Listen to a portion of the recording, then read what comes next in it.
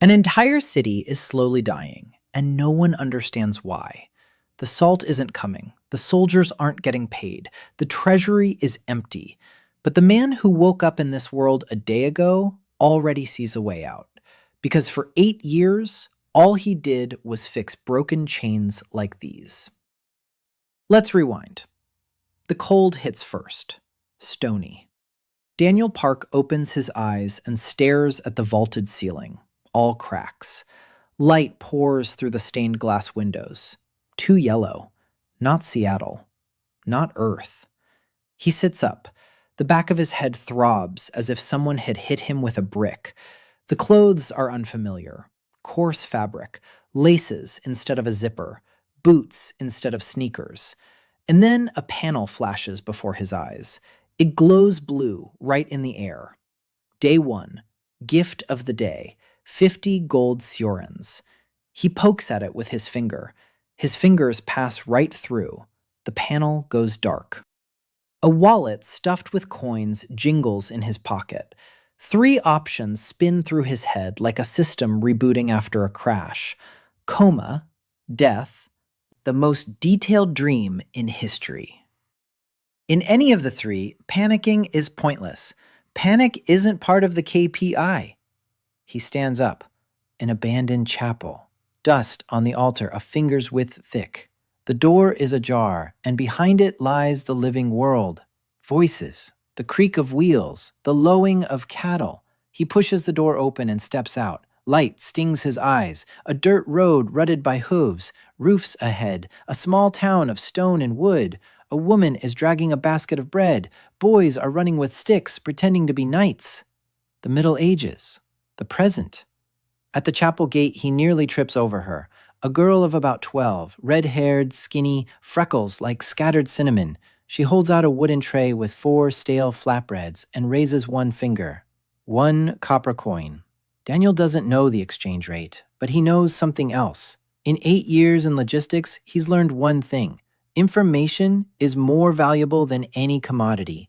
He pulls out a gold coin and places it in her hand. The girl looks at the coin, then at him. She grabs it with both hands as if afraid he'll change his mind, and she cries silently. He realizes 2 things at once. He overpaid 1,000-fold and made the best deal of his career. Her name is Lina. The town is called Stonebrook. He takes a bite of the flatbread and nearly breaks a tooth. He gives her a thumbs up. She smiles for the first time. Lina leads him to the market. The market is always the right place to start. Stonebrook is more than it seems. Stone walls. Guards at the gates are snoring and don't ask for papers. Inside, narrow streets. The smell of leather and fish. Daniel walks and counts out of habit. 12 stalls. 3 taverns. The market is sparse. Lots of grain, little meat. There's salt, but it's expensive. He sees a woman haggling over a pinch of salt and walking away empty-handed. He remembers. He buys Lina 3 bowls of hot bowls of porridge in a row and realizes she's constantly starving. He looks away. Not the time to get attached. First, figure out where you are. Then save the world. All day he listens to the market and soaks up the language. By evening, he knows 40 words. 3 are heard most often: king, soldier, war. And at those words, faces turn gray. The city is afraid of something. He rents a room in a cheap tavern for silver. He counts his purse. 47 gold pieces. He falls asleep thinking not of home, nor of his mother, whom he never called, but of how Lina held the coin and cried, and of how that single gold piece did more than all his quarterly reports over 8 years. A ringing sound wakes him at dawn. The sign hangs in the air again. Day 2.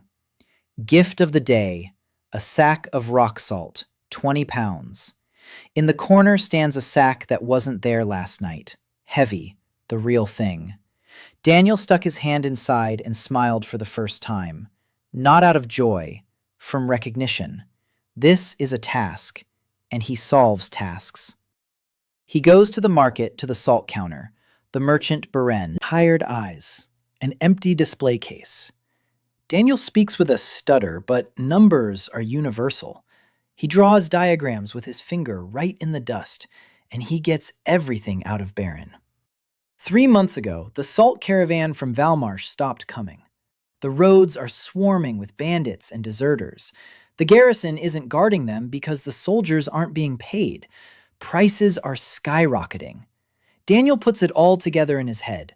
The salt isn't coming because the roads are empty. The roads are empty because the soldiers aren't being paid. The soldiers aren't being paid because the treasury is empty. The treasury is empty because trade has ground to a halt. Trade has ground to a halt because the salt isn't coming. A vicious cycle. A classic broken chain. He's seen this 100 times. The solution is always the same. Find an entry point. Inject resources. Start the cycle. He doesn't sell salt to Beren. He offers a partnership. Beren sells his salt at 20% below market price. They split the profits. Beren stares for a long time. Then he slaps the dare. By lunchtime, the first buyers are carrying the salt home. But it's not about the money. Now Daniel knows Beren, and Beren knows all the merchants, the caravan captains, and every road in the region. After lunch, he heads to the garrison, a stone barracks by the north gate. In the courtyard, 15 soldiers in rags are playing dice and drinking swill. Weapons are rusting in their racks. No one stands up. He asks for the captain. He enters. The table is covered with papers, a map on the wall, and a man at the table, broad as if carved from stone, a scar from temple to chin, eyes red from lack of sleep. Captain Gregor. He throws out a single phrase. If you're just another tax collector, get out of here. There's nothing to take. Daniel doesn't leave. He sits down across from him. He dumps 10 gold coins on the table. Gregor falls silent. Daniel says he's a merchant and has a proposal. And he starts asking questions. How many men? 42. There used to be 60. When were they last paid? 6 weeks ago. Why do they stay? Gregor is silent the longest. Because half of them have families here. If they leave, the city will be left defenseless, and their wives and children will be the first to be robbed on roads. Daniel nods. He recognizes this. The company is on the verge of bankruptcy, where people stick around not for the money, but because they have nowhere else to go. The most valuable employees. For 2 hours, he asks questions, listens, calculates, and sketches on parchment. And he gets to the heart of the matter. The garrison has a warehouse. In the warehouse are 120 iron ingots confiscated from smugglers 6 months ago. No one has claimed them. No one has accounted for them. Iron is money. Big money. But Gregor has no right to sell it. He's a soldier. And the requisition papers are lost. And that's when Daniel smiles for the first time during the entire conversation. Papers. That's exactly where he can help. The morning of the third day began with another ring. Day 3, gift of the day, a set of silver spoons, 12 of them. Daniel sat on the bed and looked at the box of spoons. Beautiful, heavy, engraved, completely useless in his current situation. He sighed. The system was playing a joke, or testing him, or maybe it didn't care. In any case, silver is silver. He put the box under the bed and went downstairs for breakfast. Overnight, his brain had processed the language again. Words were forming into sentences. He still spoke with an accent and mixed up the cases, but he understood almost everything now. It was abnormally fast. Maybe the system was helping with that too. Maybe his brain was just working at its limit because his survival depended on it. He didn't bother to figure it out. He accepted it as a given and went to work. First thing he did, he went back to Beren. The salt had been sold. All of it. In half a day. Beren was standing behind the counter and looked as if he'd seen a ghost. He said there hadn't been such demand in 3 months. People had found out that salt was available at a normal price and had come in first thing in the morning, some from neighboring villages. Daniel took his share. 6 gold coins and a handful of silver. Then he pulled out the spoons. Beren looked at them. His eyes lit up. Engraved silver spoons aren't just cutlery, they're status symbols. Merchants and the lower nobility buy them for formal dinners. Beren said he knew a buyer, a jeweler on the next street. They went together. The jeweler's name was Master Holt, an old man with a magnifying glass on a chain. He examined each spoon, tested the silver with his teeth. Then he named a price. 14 gold coins for the set. Daniel didn't haggle. He took the money. He thanked him. He left. Beren walked beside him, shaking his head. He said that Daniel could have gotten 16. Daniel replied that 2 gold pieces was the price of a jeweler's goodwill. The next time he needed something appraised or sold, Holt would remember the customer who didn't haggle. Beren fell silent. He looked at Daniel as if he were a man who had just said something very simple and very incomprehensible at the same time. By noon, Daniel was back at the barracks. Gregor was waiting. He looked as if he hadn't slept. Again. Daniel sat down at the table and laid out his plan. Not on parchment, verbally. He already had enough words. He spoke for 15 minutes. Gregor listened without interrupting.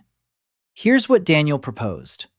The iron in the warehouse is worth about 80 gold pieces at current prices. Maybe more. There are no papers for it, so officially, it doesn't exist. Daniel takes care of the paperwork. He'll draw up an inventory report. He'll register it as confiscated property in the city's name. The captain's signature. The signatures of 2 witnesses. The garrison's seal. All by the book.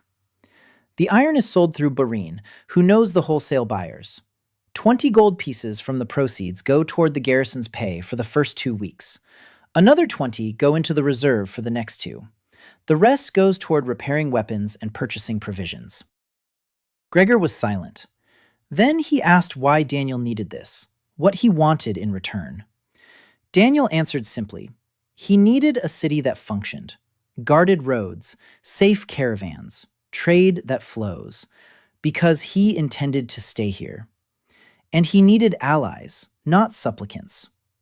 Gregor looked at him for a long time, with the heavy gaze of a man accustomed to being lied to.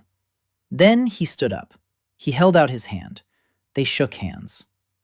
Gregor said that if Daniel kept his word, he would get the best soldiers on this side of the river, and that if he cheated, Gregor would personally slit his throat. Daniel replied that these were the most honest terms of a contract he had ever heard in his entire career. Gregor didn't understand the word career, but he understood the tone, and for the first time during the entire conversation, he smirked. Daniel worked until evening. It was a familiar state of affairs. 8 years in the office had trained him to a single rhythm: task, resources, deadline, action.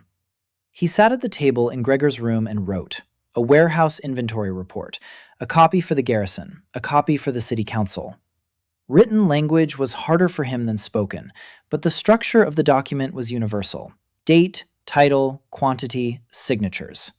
He wrote slowly. He corrected. He rewrote. Gregor stood nearby and looked over his shoulder. At some point, the captain quietly remarked that in 12 years of service, this was the first time he'd seen anyone process confiscated goods by the book. Usually, they'd just take it and forget about it. Without looking up, Daniel replied that paper is a shield. A sword can defend against 1 man, paper against 1,000. Gregor pondered this. It was clear that the idea was new to him. By evening, the documents were ready. Gregor signed them. He called in 2 senior sergeants. They signed as witnesses. The garrison seal was stamped in wax. That was it. The iron was now official. Tomorrow, Beren would start looking for buyers. The day after tomorrow, there would be money. In 3 days, the soldiers would receive their pay. In a week, it would be possible to talk about patrolling the roads. A chain, link by link. Daniel returned to the tavern. Lina was waiting at the door. She came every evening. She brought him something. Today, a bundle of dried herbs that, according to her, helped with headaches. He took the herbs. He thanked her. She ran off. He went up to his room. He sat on the bed. He looked at his budget. 50 gold pieces from the first day. -1 for Lina. -15 for Beren for the first batch. +6 from the sale. plus 14 for the spoons, minus expenses for food and lodging. Total, about 52 gold pieces, more than he started with. That was good. But the money would run out. It always does. He needed a steady source of income. He needed trade. And trade required safe roads. The circle closed in on Gregor and his men. Everything hinged on tomorrow, on iron, on the first pay the soldiers would receive in a month and a half. On the fourth day, the gift was strange. Day 4, gift of the day. A map of the Velmarsh region, up to date. Daniel unfolded it on the table and froze. It was a treasure. Not gold, not weapons. Information. The map was detailed. Cities, villages, roads, rivers, forests, mountains, borders. He saw Stonebrook, a tiny dot in the northwest, by the sea. 3 roads led from it. One south to the capital of Velmarsh, called Kronheim. One east to the pass leading to the Empire of Stonepeak.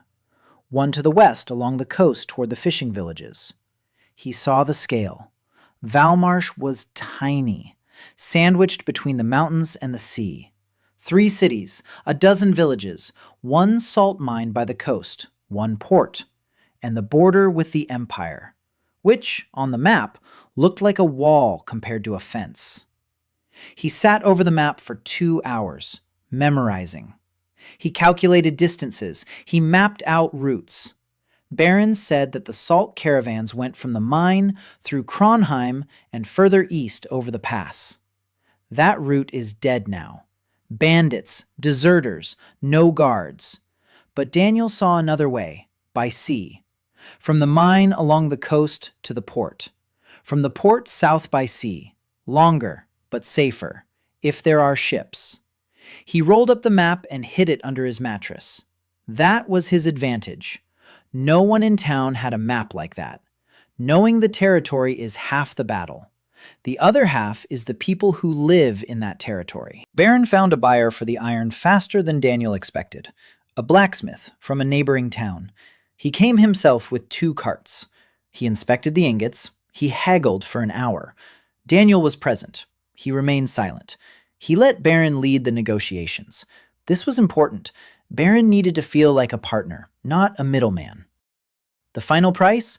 92 gold pieces for the entire shipment. More than Daniel had anticipated. The iron turned out to be of good quality.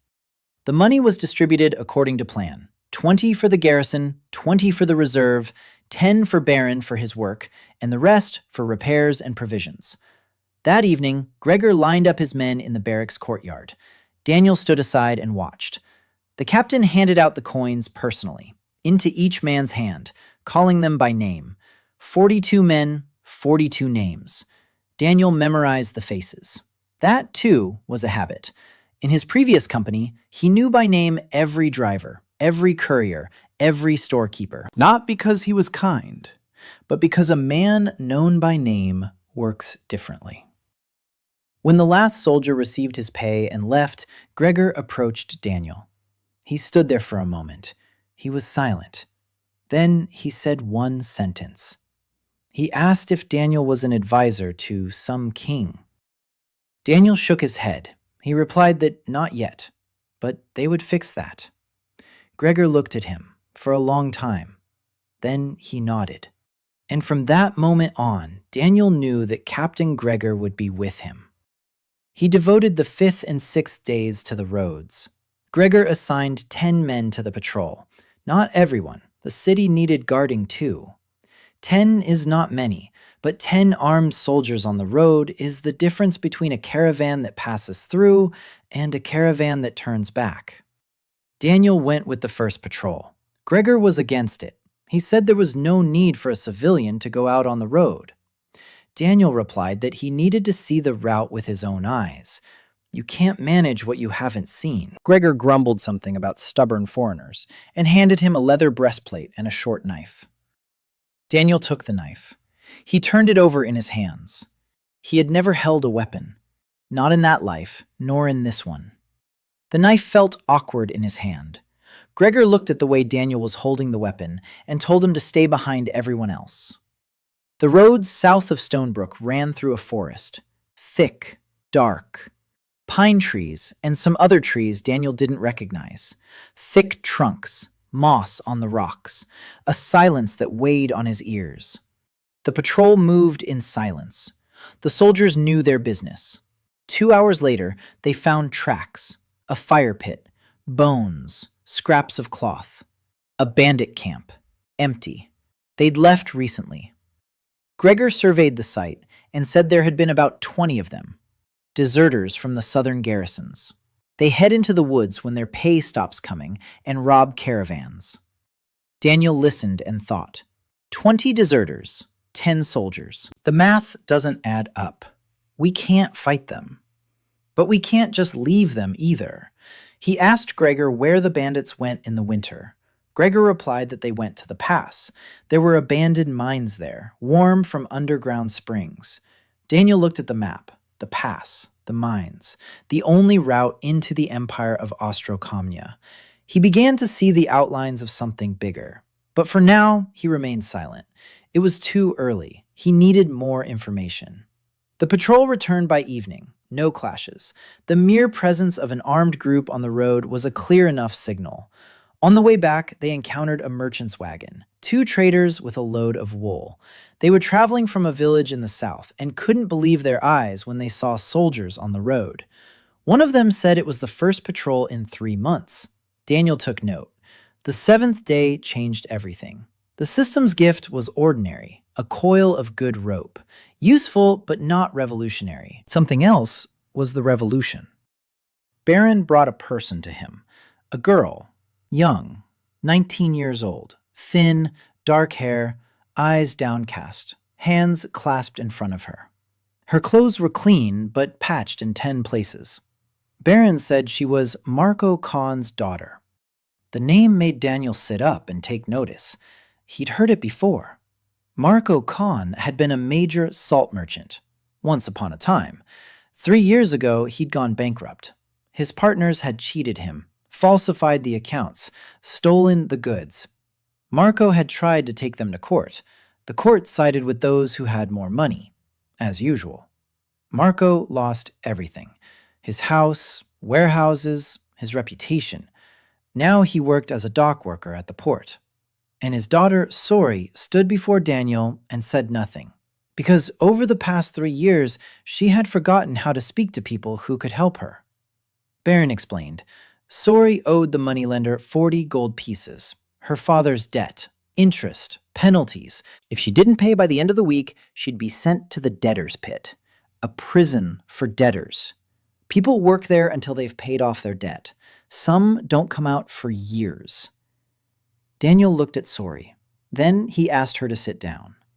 She sat on the edge of the chair, like a bird ready to take flight at the slightest movement. He asked her what her father did for a living. She answered quietly. The salt trade, wholesale deliveries, 3 routes, 12 regular customers. He asked who kept the books. She looked up. For the first time, she looked him straight in the eye. She replied that she did, since she was 14. Daniel took a handful of coins out of his pocket. Different kinds. Gold, silver, copper. He poured them onto the table. He asked her to count the total.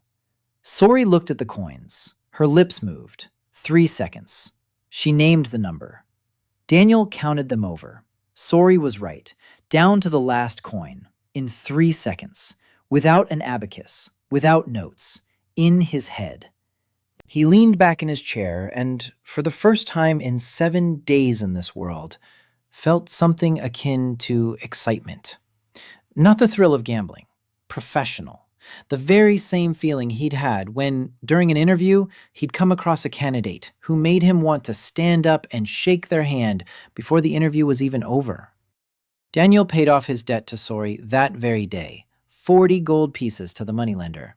It was almost half of everything he had. When Gregor found out, he called him a madman. Beren shook his head. Even Lina, who understood the least about money, looked at him with concern. Daniel didn't bother to explain. He didn't need to. He knew one thing none of them knew.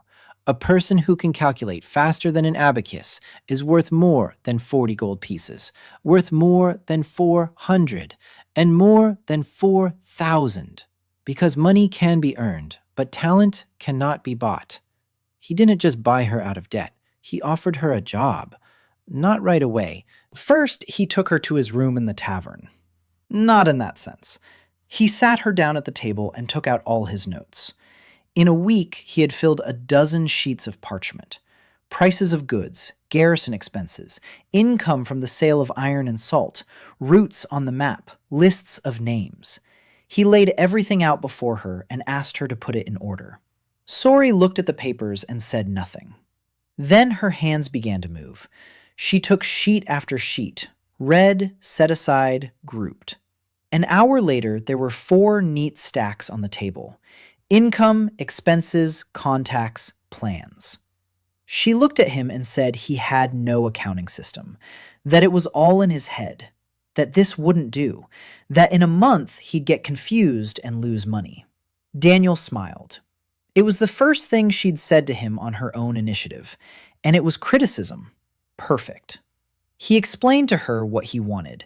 Not a ledger of income and expenses, a system. Double entry bookkeeping. Every transaction is recorded twice. Where the money came from and where it went. Debit and credit. The balance is checked at the end of each day. If it doesn't balance, there's a mistake. Sori listened. Her eyes changed. From dull, they became bright. She asked questions. Lots of questions. The right questions. What if goods haven't been sold yet but have already been paid for? How do you record that? What if a debt is paid in installments? What if expenses of one type recur every week? Do you need a separate line item? Daniel answered, sometimes precisely, sometimes roughly, because he wasn't an accountant himself. He was a manager. He knew the principles. Sori would fill in the details herself. And she did. By evening, Daniel Park's first ledger lay on the table. Neat, precise, with columns and totals and dates. Sori chewed on the tip of her pen when she thought. He noticed this habit and remembered it. The next 3 days were filled with work. In the morning, Daniel worked with Gregor. They planned patrols. They assigned shifts. They drew up a schedule for weapon repairs. Gregor grumbled at every new document. He said they used to get by without paperwork. Daniel patiently explained, when you have 10 soldiers and you know each one, you don't need paperwork. When there are 100, without paperwork, chaos will ensue. Gregor asked where 100 soldiers would come from. Daniel replied that from the same place as the 42. People go where they're paid on time and fed their fill. Reputation. After lunch, Daniel worked with Beren. They compiled a list of goods that Stonebrook could produce or resell. Salt, fish, wool, leather, ironwork from the forge, wood from the surrounding forests. Not a rich selection, but a workable one. In the evening, he worked with Sori. She kept the books. He taught her what he knew. Not just bookkeeping, principles, how to assess risk, how to measure profit, not only in money, but also in connections. How to understand that a profitable deal can be a trap if the partner is unreliable. Sori absorbed everything, like dry earth absorbs water, quickly, eagerly, without leaving a trace. Sometimes he caught her gaze on him, not admiring, studying. She tried to figure out how he knew all this. He didn't say. It was too soon. On the 10th day, news arrived. Bad news. Beren brought rumors from the market. Chaos in the capital Kronheim. The Regency Council had finally collapsed. 3 regent lords were fighting over the throne like dogs over a bone. The army had split. The treasury had been plundered. The embassy of the Empire of Stonepeak was negotiating a so-called friendly annexation, which meant conquest, just wrapped up in pretty packaging. The deadline. By the end of winter. 3 months. Daniel sat in his room and stared at the map. Velmarsh. 200,000 souls, 3 cities, 1 mine, 1 port, and no central authority.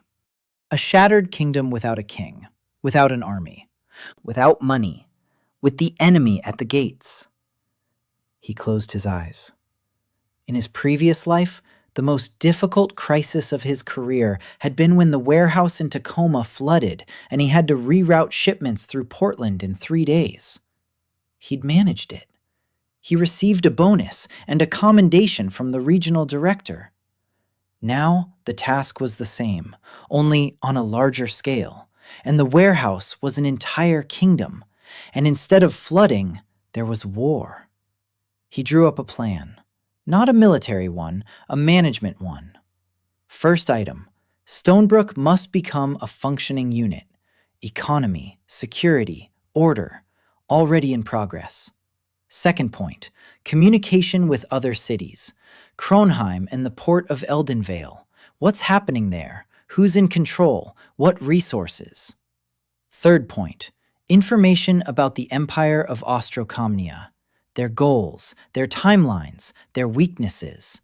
Every counterpart has weaknesses. You just need to know where to look. Fourth point, people. He needs people. Not soldiers, administrators, managers. Those who can take on a piece of work and carry it out without supervision. He looked at his team. Gregor, military strength. Reliable, but thinks in terms of orders and obedience. Beren, trade connections. Reliable, but cautious to the point of cowardice. Sori, numbers. Talented, but insecure and afraid of making mistakes. Lina, eyes and ears on the streets. A 12-year-old girl who knows every alley and every face in Stonebrook. 4 people, 4 skills. Not a single overlap. Not bad for a start. But not enough. Catastrophically not enough. On the 11th day, the gift came in handy. A writing set, good ink, 10 quills, a stack of blank parchment. Sori saw the parchment and laughed for the first time in his presence. Quietly, briefly, but she laughed. She said that parchment in Stonebrook was worth its weight in silver. That merchants wrote on scraps of leather and wooden tablets, that his notes on regular parchment looked like royal decrees. Daniel thought about it and realized something. Paper. Paper was no paper here. Parchment was made from leather, time-consuming, expensive. In his world, paper had been invented in China 2,000 years ago. The technology was simple. Plant fibers, water, a press, drying. He didn't know the exact recipe, but he knew the principle, and that was enough. He wrote a single word on his list of projects. Paper. Then he underlined it and went to work. The 12th day brought the first conflict. The Stonebrook City Council. 5 people, elders, merchants. One of them was the owner of the largest tavern in town. They came to Daniel. Or rather, he came to them because Beren had advised him to. The council was meeting in a building near the market square. A large room, a long table, 5 chairs on one side, 1 chair on the other, for the petitioners. Daniel sat down in that chair and waited 3 minutes for the elders to finish whispering among themselves. Then the eldest spoke, a fat man with a gold chain around his neck. His name was Aldrich.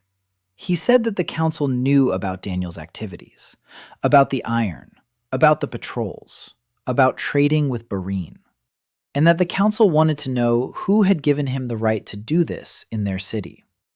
Daniel had expected this. He was even surprised it had taken so long. Every organization has an established power structure. If you start acting without asking permission, sooner or later that structure will react. He replied calmly. He said that no one had given him the right, that he had acted out of necessity. The garrison was running out of money. The roads were dangerous. Trade had come to a standstill. He offered a solution. Aldrich frowned. The other 4 remained silent. Aldrich said that decisions in Stonebrook were made by the council, that an outsider had no place here, that the garrison answered to the council, not to passing merchants. Daniel didn't argue. Arguing is a losing strategy when you have no power. Instead, he asked a question. He asked Aldrich when the council had last paid the garrison's wages. Silence. Then another elder, a thin one, with a beard. He said it wasn't the council's business. Pay comes from the capital, from the treasury, and the treasury is empty. Daniel nodded. He asked a second question. How many caravans had passed through Stonebrook in the last month? A longer silence. Aldrich answered, not a single one. Daniel nodded again. He asked a third question. If in 2 months the Empire of Sharpstone came to the walls of Stonebrook, who would defend it? The silence was the longest yet. Aldrich flushed. He said it was a threat. Daniel shook his head. He replied that it was arithmetic. 42 soldiers without pay. A wall that hadn't been repaired in 3 years. Not a single ally. Not a single caravan. Not a single gold coin in the city treasury. That wasn't a threat. It was a fact. And facts don't get any better just because you ignore them. The council was silent. Daniel stood up. He didn't ask for permission. He didn't make threats. He didn't try to persuade them. He said one thing, that in 2 weeks he would bring the first trade caravan in 3 months to Stonebrook, that this caravan would bring goods, that the merchants would pay the city a duty, that the council would get its share, and that if, after that, the council still wanted him to leave, he would leave, without arguments. Aldrich looked at him for a long time. Then he nodded. Daniel left. Gregor was waiting for him outside. The captain was leaning against the wall, cleaning his nails with a knife. He asked how it went. Daniel replied that he had 2 weeks to perform a small miracle. Gregor snorted. He said there were no small miracles. Daniel replied that there were, you just had to make them happen. He organized it. The next 12 days were the busiest of his life, of both his lives. He sent Beren down the coast to the fishing villages with an offer. Bring your fish to Stonebrook. There's a patrol on the road. Safety guaranteed. Fixed purchase price. He sent Gregor with a detachment to the southern road. Don't fight. Show a presence. Clear out 2 bandit camps that turned out to be empty. The bandits had gone deeper into the forest. The mere presence of the patrol was enough. He put Sori in charge of the accounts. He asked her to draw up a complete balance sheet for the city. All income, all expenses, all debts, all assets. Sori worked day and night, wore out her pen. She cursed under her breath at the numbers that didn't add up. She found errors in the city council's old ledgers. Errors that had cost Stonebrook hundreds of gold pieces over the past few years. She brought Daniel the final sheet, and he saw the whole picture. Stonebrook wasn't just poor. Stonebrook had been robbed. The city treasury was leaking through a dozen holes. Inflated prices for wall repairs. Dead souls on the employee lists. Customs duties that were collected but never made it into the treasury. Aldrich. Of course. Daniel folded the papers, put them in a chest, locked it. Not the time. The caravan arrived on the 13th day. Not from the south, nor from the east. From the sea. 3 fishing boats with their catch. 2 carts with wool from the coastal villages. And 1 merchant, an old man named Rolf. He traded in cloth between the coast and the mountain settlements. For the past 6 months, he idled in the port of Eldenvale because the caravan routes had closed. Beren found him. He told him about Stonebrook, about the patrols on the roads, about a man who pays on time and keeps his word. Rolf didn't believe him. He came to check it out. When he saw the soldiers at the gate and the market square bustling with trade again, he sat down on a step and rubbed his eyes for a long time. Then he asked where this man was. Beren took him to D'Angel. Rolf turned out to be more useful than 3 caravans. He knew the coast, every cove, every port, every captain, and he knew the most important thing. The port of Eldenvale is alive. Barely, but alive. The salt mine is operating, at a minimum, because there's no one to transport the salt to the mainland. The roads are cut off. Only the sea remains. But maritime trade requires organization, which doesn't exist. Captains are acting on their own, competing instead of cooperating. Cargo is getting lost. There are no schedules. Prices are all over the place. Daniel listened and took it all in. That was his job, literally. For 8 years, that was exactly what he'd been doing. Supply chains, logistics, transportation coordination. The only difference was that instead of trucks and containers, there were boats and carts. But the principles were the same. He spent Rolf for 2 days. They pored over a map, calculating routes, travel time, boat capacity, shipping costs. Sori wrote down every number. By the end of the second day, they had a plan. The shipping line, Eldenvale, Stonebrook. Then along the coast to 2 trading cities beyond Velmarsh. 3 voyages a month, a fixed schedule. Cargo is consolidated at the ports. Prices are agreed upon in advance. Rolf coordinates the captains. Beren handles sales in Stonebrook. Daniel finances the first 3 voyages out of his own pocket, a 20 gold investment. Rolf looked at the diagram on the parchment and said nothing. Then he said that in 50 years of trade, he had never seen anyone draw a route like a battle plan. Daniel replied that trade is a battle, just with different weapons. The 14th day, a gift from the system. A bronze medallion with an inscription in a language Daniel didn't know.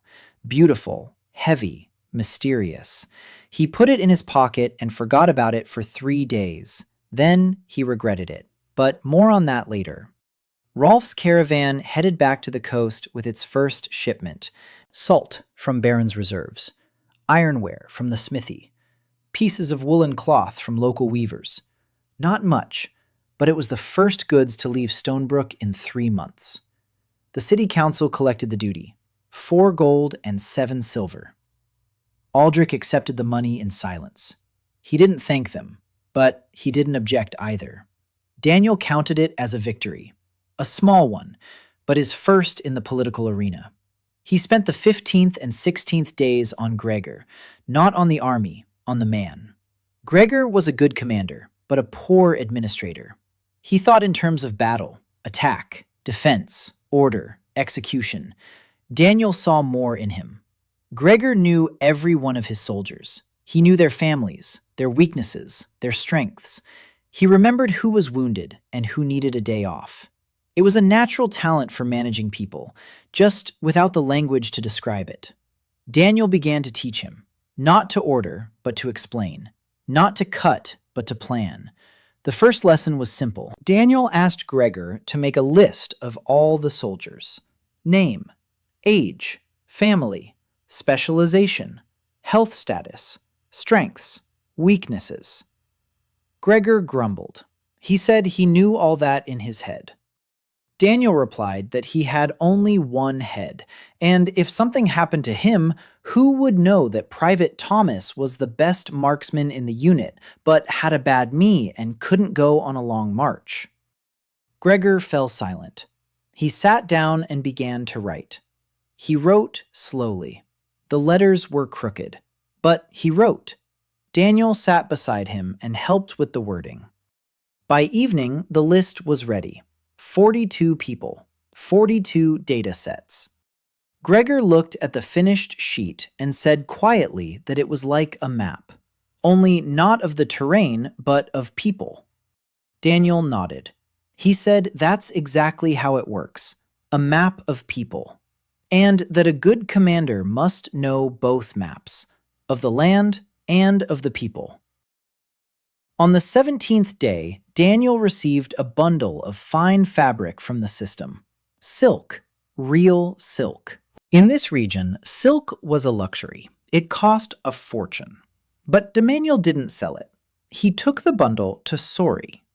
He asked her to find the best seamstress in town. Sori found one, an old woman named Gerda.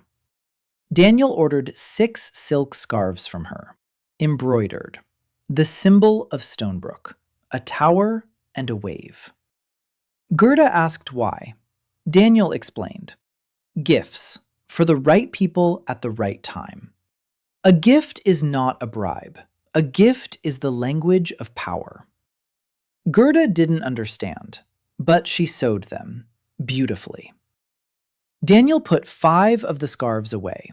He gave 1 to Rolf before his next voyage. The old merchant unfolded the silk scarf embroidered with a tower and a wave and looked at Daniel with new eyes. Not as a trading partner, as someone greater. The 18th day. Lina brought news. She had overheard a conversation between 2 strangers at the market. They were asking about a stranger who commanded the garrison and traded in salt. The description matched Daniel. They weren't locals, well-dressed, armed. Lina didn't get close, but she remembered their faces. She described them to Daniel. He listened and felt a chill between his shoulder blades. Someone was interested in him. Someone from outside. He told Lina to be careful and not to approach strangers. Then he went to Gregor. He told him. Gregor wasn't surprised. He said that a stranger with money who's building up the town always attracts attention. The question is, whose? If it's the people of Ostrakamia, that means they're already looking towards Stonebrook. If it's the regent's people, then the capital has taken notice too. Both options are dangerous. Gregor suggested posting lookouts. Daniel agreed, but he added, don't touch them, just watch. Who they are, where they're staying, who they're talking to. Information is more important than safety. Gregor grimaced. For him, safety always comes first. But he listened. The strangers left 2 days later, quietly, at night, leaving no traces. Gregor checked the room in the tavern where they had been staying. Empty. Just a scratch on the windowsill. A symbol. Gregor recognized it. Black silk. A mercenary guild, the most dangerous in the region. They don't fight openly. They gather information, carry out orders, assassinations, kidnappings, blackmail. If Black Silk is interested in Daniel, it means someone has already paid for the reconnaissance. The next step will be an order. Daniel listened to this and was silent for a minute. Then he asked Gregor how much a contract killing through Black Silk would cost. Gregor answered, it depends on the target. For an ordinary person, 100 gold pieces. For a noble, 500. For a ruler, 1,000 or more. Daniel smirked. He said that for now, he was worth no more than 100. He needed to raise his price. Gregor didn't appreciate the humor, but he began doubling the security. The 20th day, the gift of the day, a thick book in a leather binding. Daniel opened it and discovered it was the history of Velmarsh, detailed, with genealogies, maps, descriptions of laws. He read it for 2 days, every spare moment, and the more he read, the clearer the picture became. Velmarsh wasn't always weak. 100 years ago, it was a thriving kingdom. Salt mining brought in gold. The fleet was strong. The army was sufficient. Then the decline began. Not because of wars, because of poor management. 3 generations of kings who spent more than they earned, who didn't invest in infrastructure, who handed out privileges to their favorites and stifled trade with taxes. A classic case. A company that lived off old contracts and failed to evolve.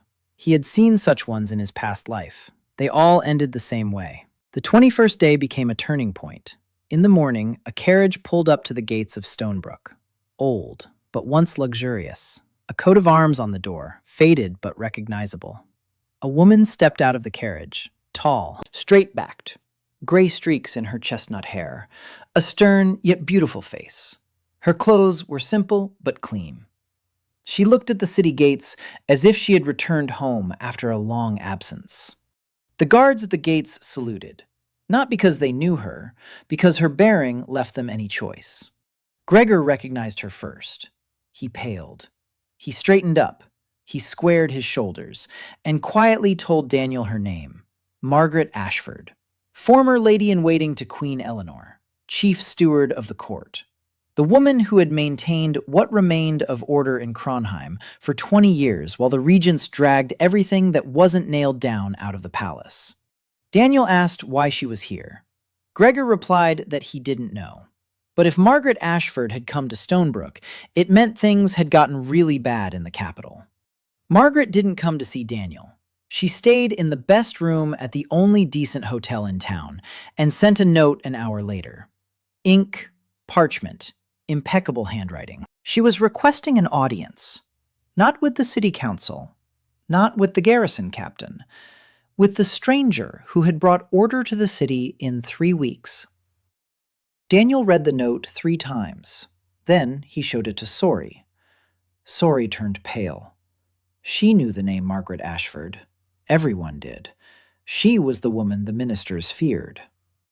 Daniel dressed in his best, which meant the same as usual because he had nothing else. He took Sori with him to take notes and went to the meeting.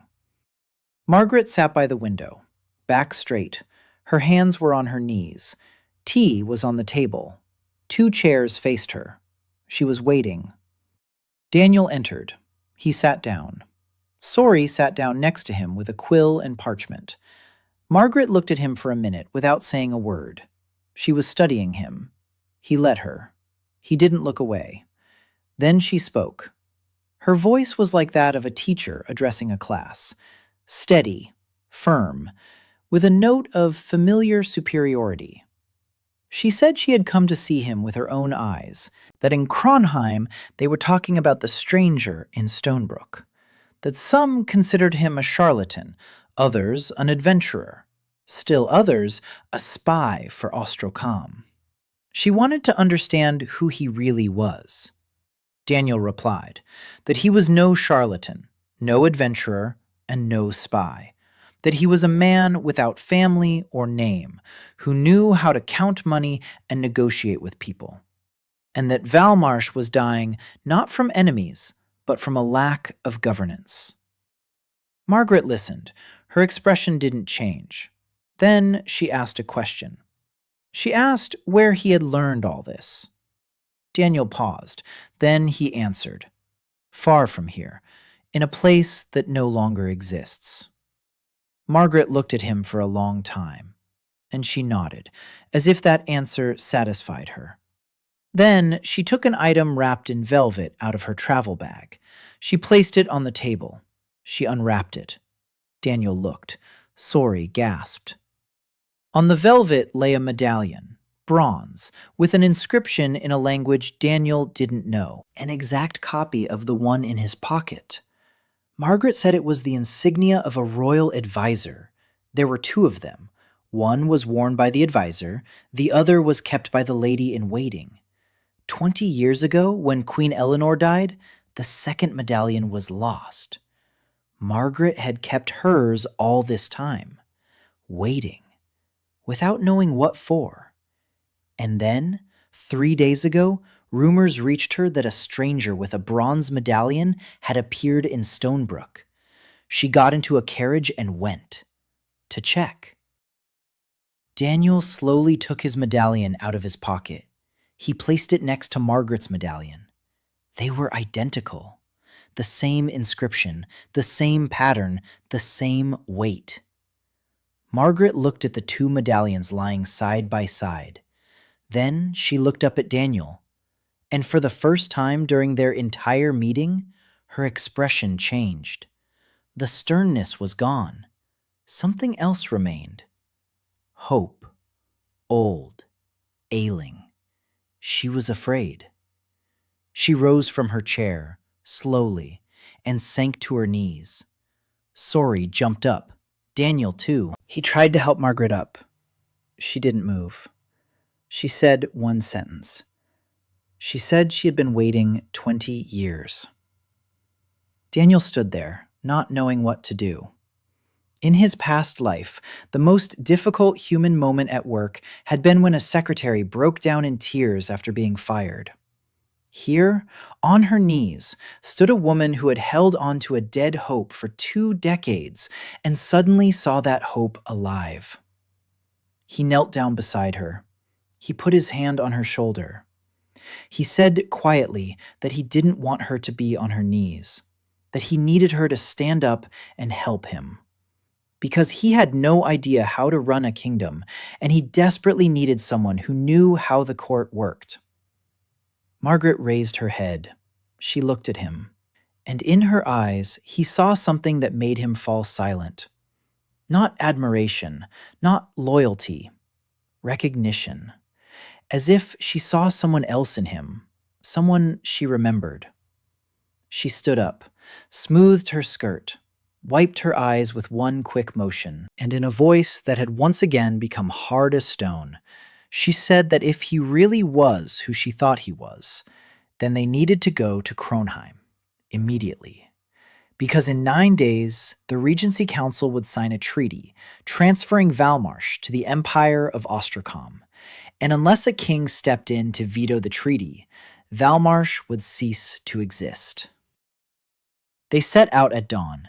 Daniel, Margret, Sori, Gregor with 10 of his best soldiers. Lina, too. Daniel tried to leave her in Stonebrook. She refused, silently. She just climbed onto the cart and sat down between the sacks of provisions. Gregor looked at Daniel. Daniel looked at Lina. Lina looked at both of them with an expression that brooked no argument. They set off.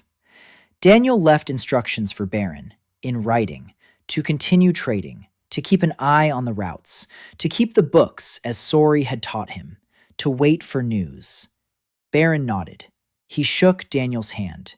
He told him not to let himself get killed. Daniel replied that he would try. The journey to Kronheim took 5 days on horseback. They were traveling by wagon, so 7 days.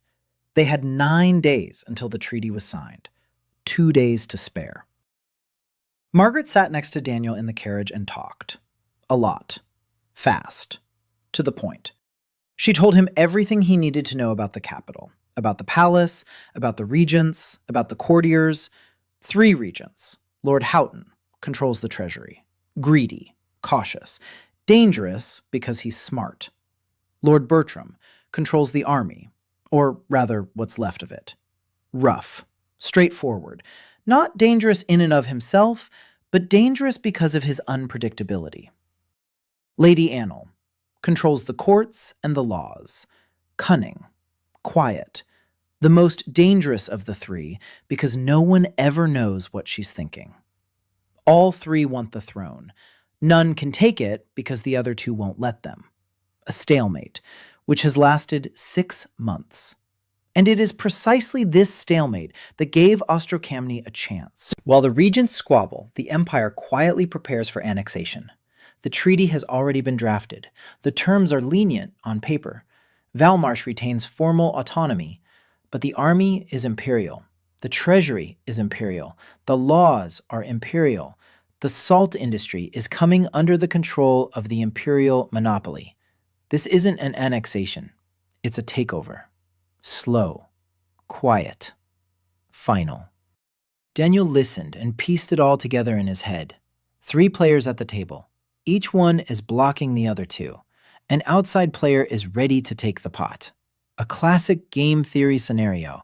In such a situation, a 4th player is needed, one who will change the balance. On the 2nd day of the journey, the system's gift was unexpected.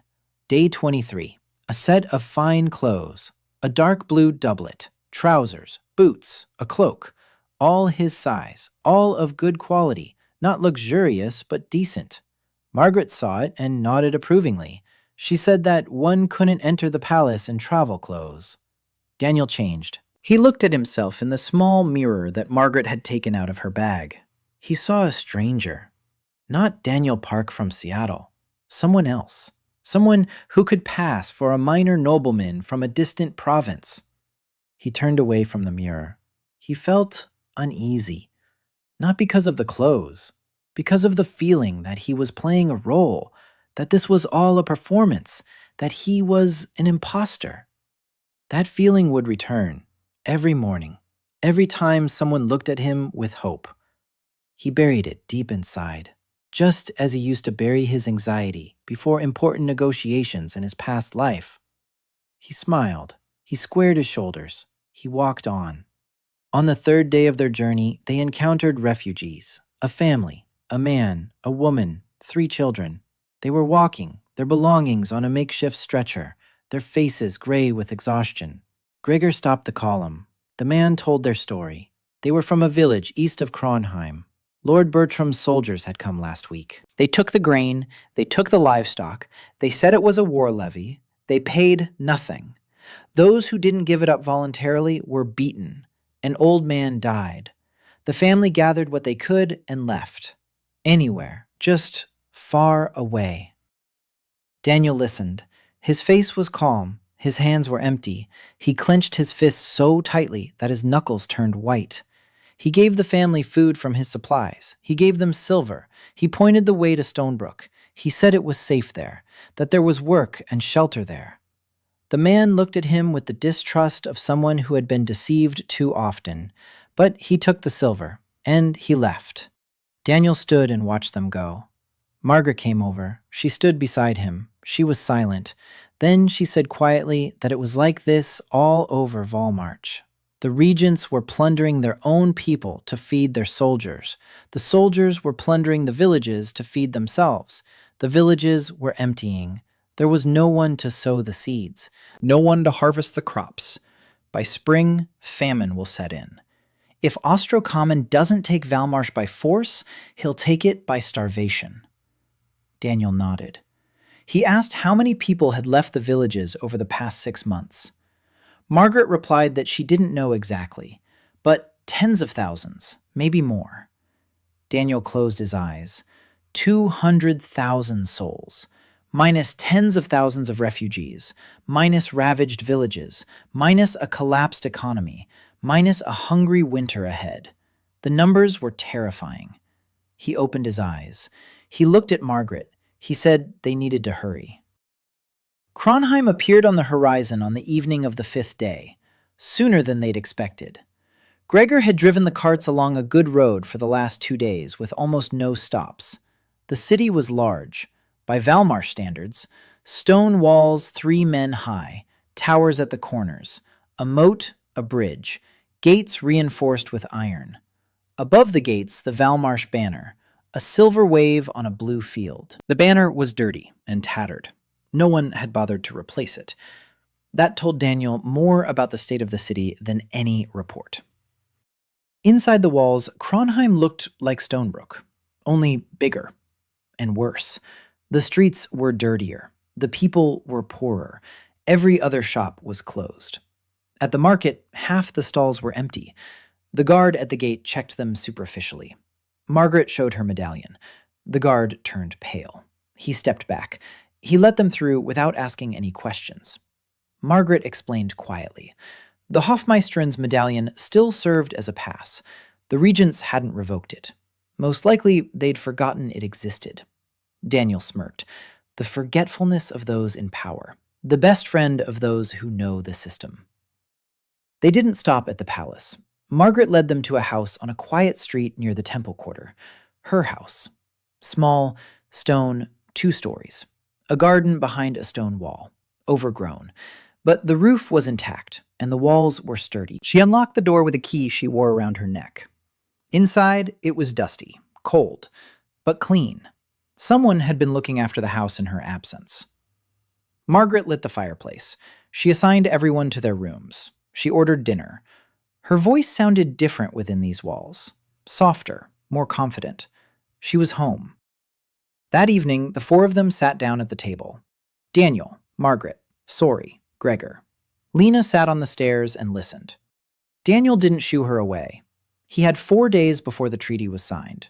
4 days to find a way to stop the annexation. Legally. Without an army. Without money. Without a name. He looked at his people. Gregor, 10 soldiers. Useless in the political arena. Margret, knowledge of the court. Connections. Authority. But the regents don't trust her. Sori, numbers. Documents. A quick mind. But without a name or status. Lina, ears on the streets. But she's a child. Not enough. Still not enough. He asked Margret what could stop the treaty from being signed. She replied, 1 thing. The law. The law of Velmarsh states, a territorial treaty may only be signed by the king or his direct heir. The Regency Council has the right to govern until the coronation of a new monarch, but it has no right to cede territory. The treaty with Ostrocommon is legally null and void, but no one will contest it, because there is no one to do so. There is no king. There is no heir.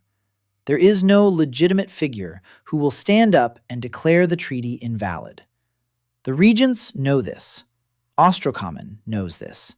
That is why they do not fear the law. A law without someone to enforce it is merely ink on parchment. Daniel listened and thought. The law exists. What is needed is someone who has the right to enforce it. A king, or an heir, or someone with the legitimate right to speak on behalf of the throne. He remembered the gifts from the system: 50 gold coins, a sack of salt, silver spoons, a rope, a writing set, a history book, a map, clothes, fabric, and a medallion, the Royal Advisor's Medallion. The system didn't give him weapons, didn't give him magic, didn't give him an army.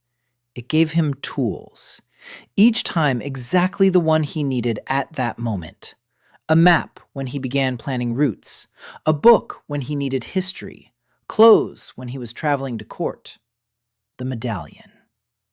The medallion arrived on the 14th day. Back then, he didn't understand why. Now, he understood. The system knew he would meet Margret. It knew the medallion would lead him to her. It knew she would lead him to Kronheim. This was no coincidence. It was logic. Someone else's calculating logic. And that thought sent a chill down his spine. Not from fear, from the realization that he was a pawn in someone else's game, and that the only way to stop being a pawn was to start playing the game himself. He asked Margret to tell him about King Alberic's will. She frowned. She said there was no will. Alberic had died childless. No will had been found. Most likely, there hadn't been one, or it had been destroyed. The regents had searched the palace from top to bottom. Nothing. Daniel nodded. Then he asked something else. He asked where the royal archives were kept. Margret looked at him. Her eyes narrowed. She replied that the archives were in the palace basement, 3 levels, thousands of documents. Security was minimal because no one cared about old papers. Daniel asked if she could take him there. Margret was silent, for a long time. Then she asked what he hoped to find. Daniel answered honestly. He didn't know, but if the system had led him here, if the system had given him the medallion that led him to Margret, if it was all part of a chain, then there was something in the archives he needed. He didn't believe in coincidences. He believed in patterns. Margret looked at him, at his face, at his hands, at the medallion lying on the table between them. Then she nodded. She said that tomorrow morning she would take him to the palace, through a side entrance known only to the servants, through corridors even the rats had forgotten, to the archives where no one had gone since the king's death. The next morning, the 26th day, a gift from the system, a lantern that burns without oil. It just shines with an even, warm light. It doesn't go out in the wind. It doesn't get hot. Daniel took it in his hand and snorted. Of course, a lantern for the basement. The system didn't even try to pretend it was a coincidence. Kronheim Palace was enormous. Gray stone, towers, passages, inner courtyards. But up close, it looked just like everything else in Velmarsh. Neglected, cracked walls. The moat had dried up. The garden was overgrown. The ground floor windows were boarded up. Margret led them through the labyrinth of back corridors. She knew every turn, every staircase, every creaking floorboard. Daniel followed her. Sori followed him. Gregor stayed outside with the soldiers. A military detachment would have drawn attention in the palace. Lina had disappeared somewhere within the first 5 minutes. Daniel wasn't worried. Lina always came back. and always with information. They descended 3 levels. The staircase was stone, narrow, damp. A lantern illuminated the mold-covered walls. On the lowest level was a door, iron. The lock was rusty. Margret had a key. It turned with a creak. The door opened. Behind it lay the archives. 3 halls, floor-to-ceiling shelves, scrolls, books, folders, bundles of documents tied with string, dust, cobwebs, the smell of old leather and damp stone. Daniel raised the lantern. Light flooded the first hall. He saw the scale of it and was momentarily taken aback. Thousands of documents, no catalog, no system, piled up haphazardly. Finding anything specific here was like searching for a single line in a database without a search function. Margret said the archive hadn't been sorted through in 50 years. The last archivist died under the old king. No new one had been appointed. Daniel didn't start searching at random. He sat down on the floor. He took out a parchment and a quill and began to organize. The principle was the same as with any chaos. Break it down into sectors, define criteria, weeding out the unnecessary, narrow the search. He divided the hall into designated zones. He asked Sori to start with the right wall, to check every document. If it was a tax record or a trade agreement, set it aside.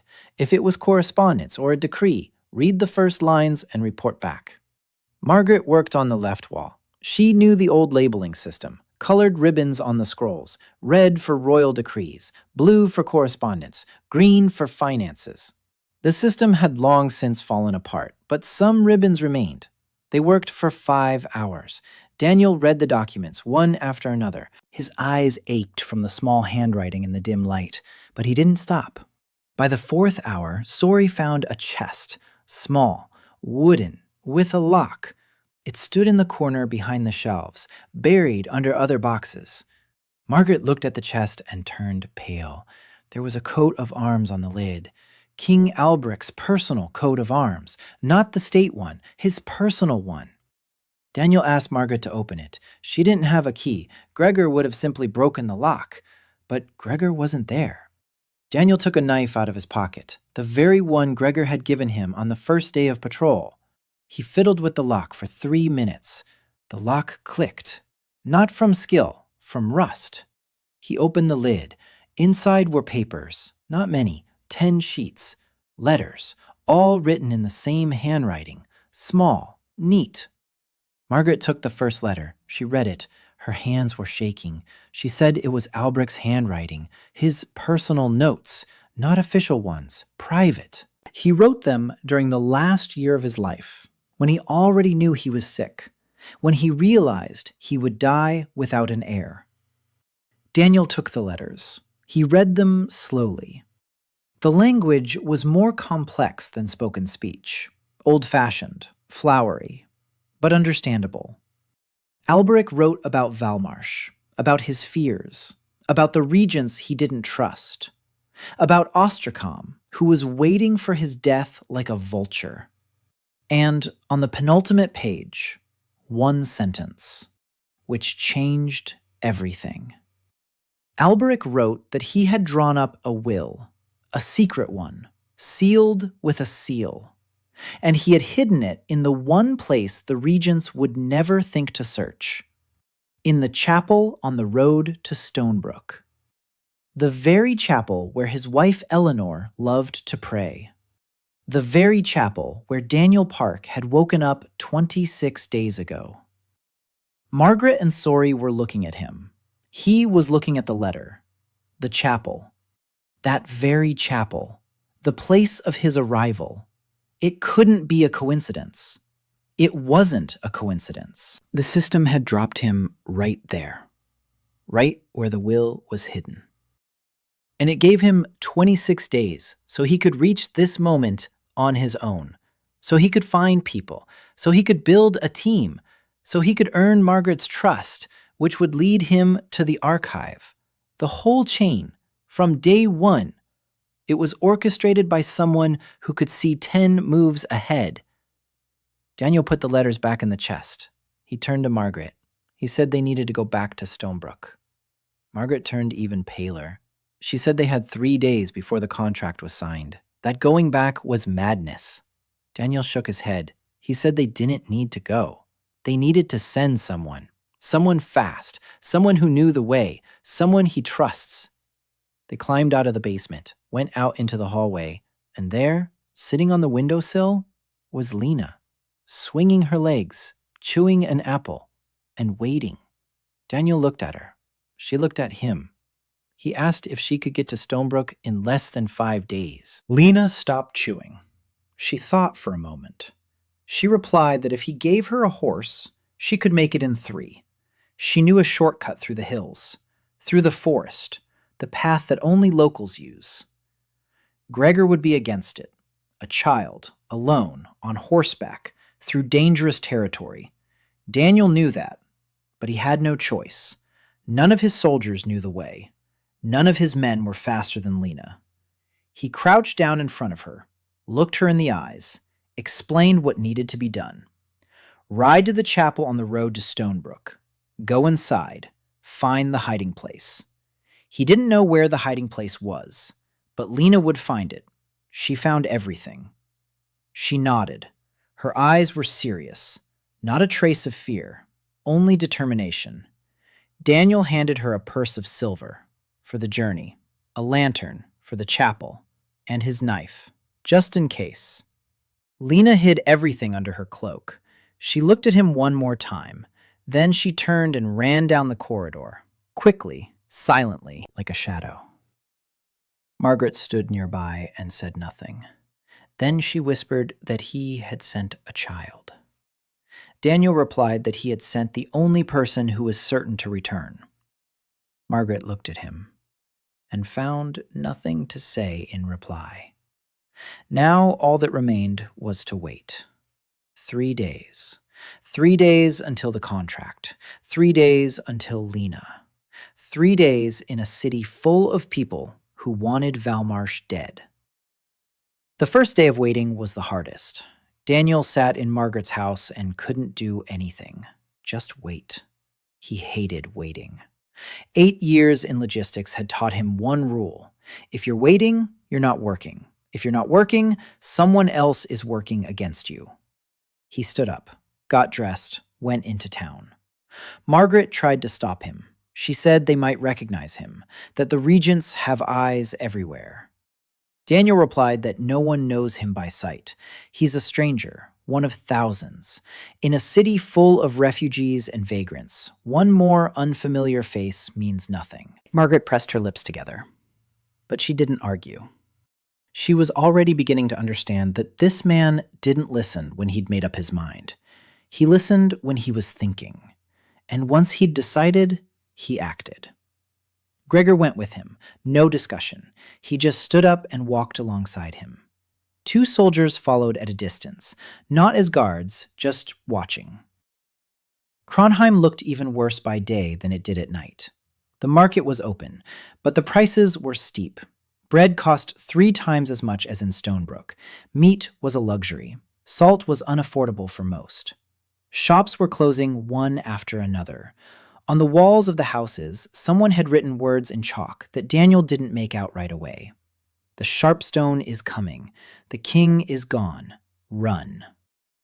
He walked through the streets and counted. A habit. Closed shops, empty counters, beggars by the walls. Guards, too many for a peaceful city. They stood in groups of 5, at every intersection, different uniforms, 3 colors, 3 regents. Each kept his own squad in his own district.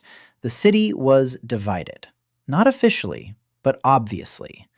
The northern quarter was controlled by Lord Houghton, the treasurer. It was cleaner and wealthier there. His guards wore yellow stripes. The eastern quarter belonged to Lord Bertram, the military man. There were more soldiers and fewer people there. Red stripes. The southern and western quarters were ruled by Lady Annelle, quiet, unobtrusive, guards in gray, unremarkable faces. Daniel noticed them only because he was looking for them. The temple quarter where Margret lived was neutral territory. The temples belonged to everyone and no one. The regents didn't touch the temples. Yet. Daniel spent 3 hours at the market. He talked to the merchants, bought small things, Bread, candles, thread. He paid generously, not with gold, with silver, with copper, without drawing attention. Between purchases, he asked questions, unobtrusively, like a curious traveler. The merchants were talkative. People need to talk in hard times. It's the only thing that's free. He learned a lot. The Ostrakomny embassy occupied an entire mansion in the northern quarter, guarded by Houghton's men. That meant Houghton had already made a deal with the Empire. Bertram hesitated. His soldiers were against annexation. They were used to serving Velmarsh. The Imperial army would render them unnecessary. Bertram understood he would lose power, but he feared war even more. Annelle remained silent, as always. No one knew what she wanted. Daniel was taking it all in, piecing together the pattern. Houghton for Ostracommon. Bertram is against it, but weak. Annelle is an unknown variable. In an equation with 3 variables, you need to fix at least one. That evening, he returned to Margret's house. Sori met him with news. She had spent the day at the palace. Margret had arranged for her to work as her assistant. Old connections still held sway. The servants remembered Mrs. Ashford. Doors opened. Sori entered the Regency Council's office, officially to check old records at Margret's request, in reality to see the documents regarding the treaty with Ostracommon. She saw them. Not the treaty itself, a draft, on the secretary's desk. 5 minutes of reading while the secretary went to get tea. 5 minutes were enough. Sori summarized the contents. The terms were worse than Margret had described. Velmarsh wasn't just losing its sovereignty. Velmarsh was handing over the salt mine to the Empire in lieu of debt. Forever. All trade duties would come under Imperial control. Velmarsh's army would be disbanded. An Imperial garrison would take its place. The regents would receive lifetime pensions and titles within the Imperial hierarchy. Golden cages. Beautiful, but cages. Daniel listened. Sori spoke quickly. She chewed on the pen she habitually held in her hand. Her eyes burned. She was angry. Quiet. Cold. Mathematically angry. She said the numbers didn't add up. That Velmarsh's debt to Ostracommon was twice as high as it should be. That the interest had been calculated in violation of the Empire's own laws. That if you recalculated the actual debt, it amounted not to 200,000 gold pieces, but to about 120.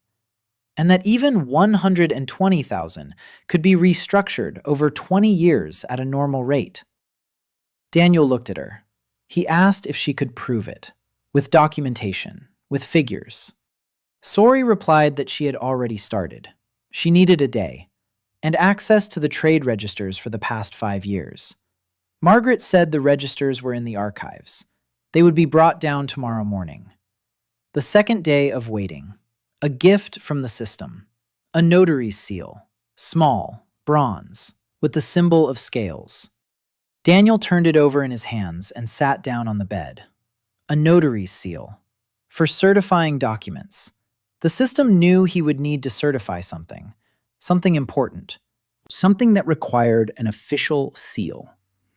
He put it in his pocket next to the medallion. 2 artifacts of power. Small ones. But in this world where the written word has the force of an oath, a small bronze circle could be worth more than an army. In the morning, Sori and Margret went down to the archives. Daniel stayed upstairs. He had another task. He had to see Bertram. Not Houghton, who had already sold out. Not Annelle, who was a wild card. Bertram. Because Bertram was the weak link. Not in a bad way, in a managerial sense. He was a man who didn't want what was happening, but he saw no alternative. Daniel knew how to work with people like that. At his last job, half his negotiations started with a supplier saying he had no choice. There was always a choice. You just had to show it. Gregor set up a meeting, not directly, through a sergeant he knew in Bertram's unit. Old connections. Army brotherhood. It works everywhere and always. The sergeant relayed that a certain advisor from the provinces wanted to discuss defense matters with Lord Bertram. Bertram agreed. Not because he was interested, because he was bored. A regent without real power. A soldier without a war. A man who was used to taking action and had been forced to wait. Daniel understood him. The meeting took place at the tavern by the eastern gate, neutral territory. Bertram arrived with 2 bodyguards. A large man, broad-shouldered, a weather-beaten face, hands covered in scars, tired eyes. He sat down across from Daniel and ordered a beer right away. Daniel ordered the same. Bertram looked at him and waited. Daniel spoke up. Not about the treaty, not about politics, about the soldiers. He asked Bertram how many men he had under his command. Bertram answered, 400. There used to be 800. Half had deserted or gone over to the bandits. Daniel asked when they'd last been paid their full pay. Bertram grunted. 5 months. Daniel asked what the soldiers ate. Bertram's face darkened. By requisitioning supplies from the villages. He knew it was looting, but he saw no other way out. People were starving. Soldiers were people too. Daniel nodded. He didn't judge him. He didn't lecture. He asked the next question. What would happen to Bertram's 400 soldiers after the treaty was signed?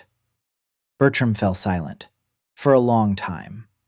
He finished his beer, ordered another. Then he answered. Disbandment.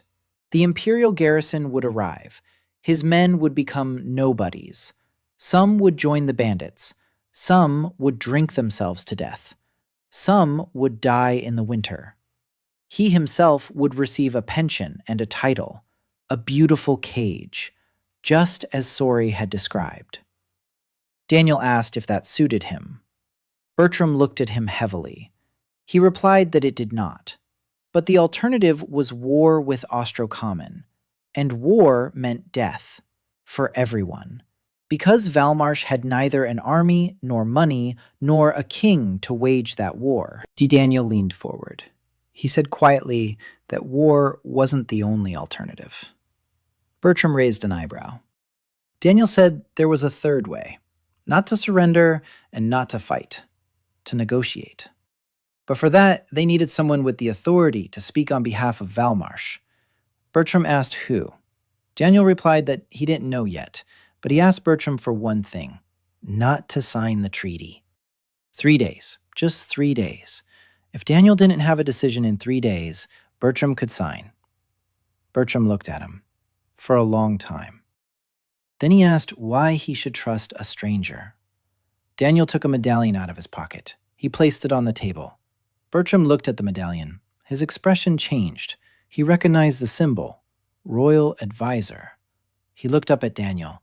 Daniel held his gaze. Bertram took the medallion. He turned it over in his hand. He weighed it. Then he put it back. He said 3 days wasn't enough. But he would wait. Not for Daniel's sake. For his people's sake. Because they had nothing to lose anyway. Daniel returned to Margret's house by evening. Sori was already there, with papers. She had been working all day and all the previous night, dark circles under her eyes. Her hands were covered in ink, but her eyes were burning. She laid out 4 sheets of paper on the table, columns of numbers on each one. She had recalculated Velmarsh's debt to Ostrocommon. She had taken all the available trade registers. She had cross-checked them with the treasury records. She found 12 expense items that had been recorded twice. She found 3 large payments that Velmarsh had already made, but which had not been credited against the debt. She found an interest rate that violated inter-royal agreements. The result? The actual debt was not 200,000 gold pieces, but 118. And even that amount could be disputed, because part of the debt arose from imperial trade restrictions that themselves violated the Treaty of the Seven Crowns. Daniel looked at the numbers and felt that familiar professional thrill. Like in negotiations, when you know the other party is in a weak position and they don't know it. He asked Sori to compile everything into a single document. Clean, clear, with references to sources. Like a financial report. Sori nodded and sat down to work. Margret brought her tea. Daniel noticed this gesture. Margret never brought tea to anyone. She was used to having tea brought to her, but she brought it to Sori, herself, without saying a word. And Daniel realized that these two women had found each other, the old custodian and the young accountant. Two sides of the same coin, order and precision. The third day of waiting, the last. Tomorrow the contract is signed. Lina isn't here. Daniel stood by the window and looked out at the street. It was raining, lightly, coldly, autumnal. Winter is coming. His first winter in this world. If Lina doesn't return. If there is no will. If the chapel is empty. Then what? He ran through the possibilities. Without a will, he is nobody, a stranger with a medallion. The medallion gives him the right to speak, but not the right to command. An advisor is not a king. An advisor is a shadow behind the throne, and the throne is empty. He could go for a bluff, declare rights he doesn't have. But in a world where a signature on parchment holds the power of an oath, the bluff would be exposed. And then it would be over. Not just for him, for everyone around him.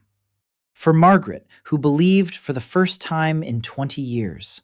For Sori, who for the first time in 3 years isn't crying at night. For Gregor, who for the first time in 6 months feels he is serving a purpose. For Lina, who is now alone on the road in the dark and the rain. He has no right to lose, not for himself, for them. Noon. A knock at the door. Gregor opened it. A boy of about 10 stood on the threshold, wet, dirty, out of breath. He brought a note. Daniel unfolded it. 3 words, clumsy handwriting, crooked letters. Found it. Coming. Lina. Daniel read the note, read it again, sat down. The note trembled in his hand. Margret asked what had happened. Daniel answered with 1 word. Coming. Margret closed her eyes. Sori dropped her pen. Gregor swore in relief. Daniel stood up. Time to work. Less than a day left. Lina would be there by evening or night. The signing was tomorrow morning. That meant 1 night to prepare. He gathered everyone around the table. Margret, Sori, Gregor. He laid out the plan. Not on paper, in his head. He spoke slowly, clearly, as if at a meeting. Point 1. The will must be verified and confirmed. Margret will confirm Alberic's handwriting and seal. She knew them better than anyone. Point 2. The debt document. Sori will present it as proof that the terms of the agreement with Osterkamen are based on falsified figures. Point 3. Bertram. He must refuse to sign, publicly, in front of the Osterkamen envoys. This will cause a rift in the Regency Council. Houghton won't be able to sign it alone. He needs at least 2 out of 3 votes. Point 4. Annel, the unknown. Daniel paused. Then he looked at Margret. He asked what she knew about Annel. Margret thought for a moment. She answered slowly. Annel is smart, cautious, not greedy, unlike Houghton, not impulsive, unlike Bertram. She's a lawyer, a legal expert.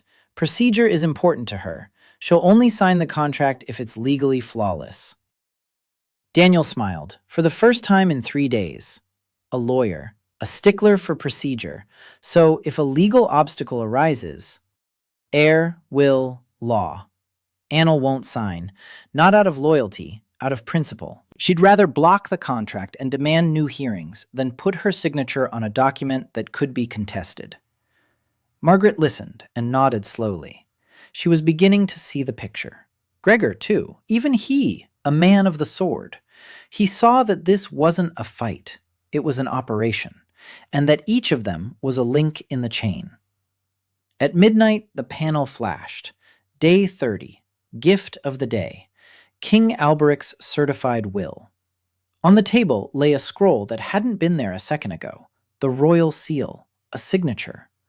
Margret read over his shoulder. She turned pale. The will transferred the crown to whoever presented both of the advisor's medallions and was recognized as the Oberhofmeisterin. Not blood, recognition.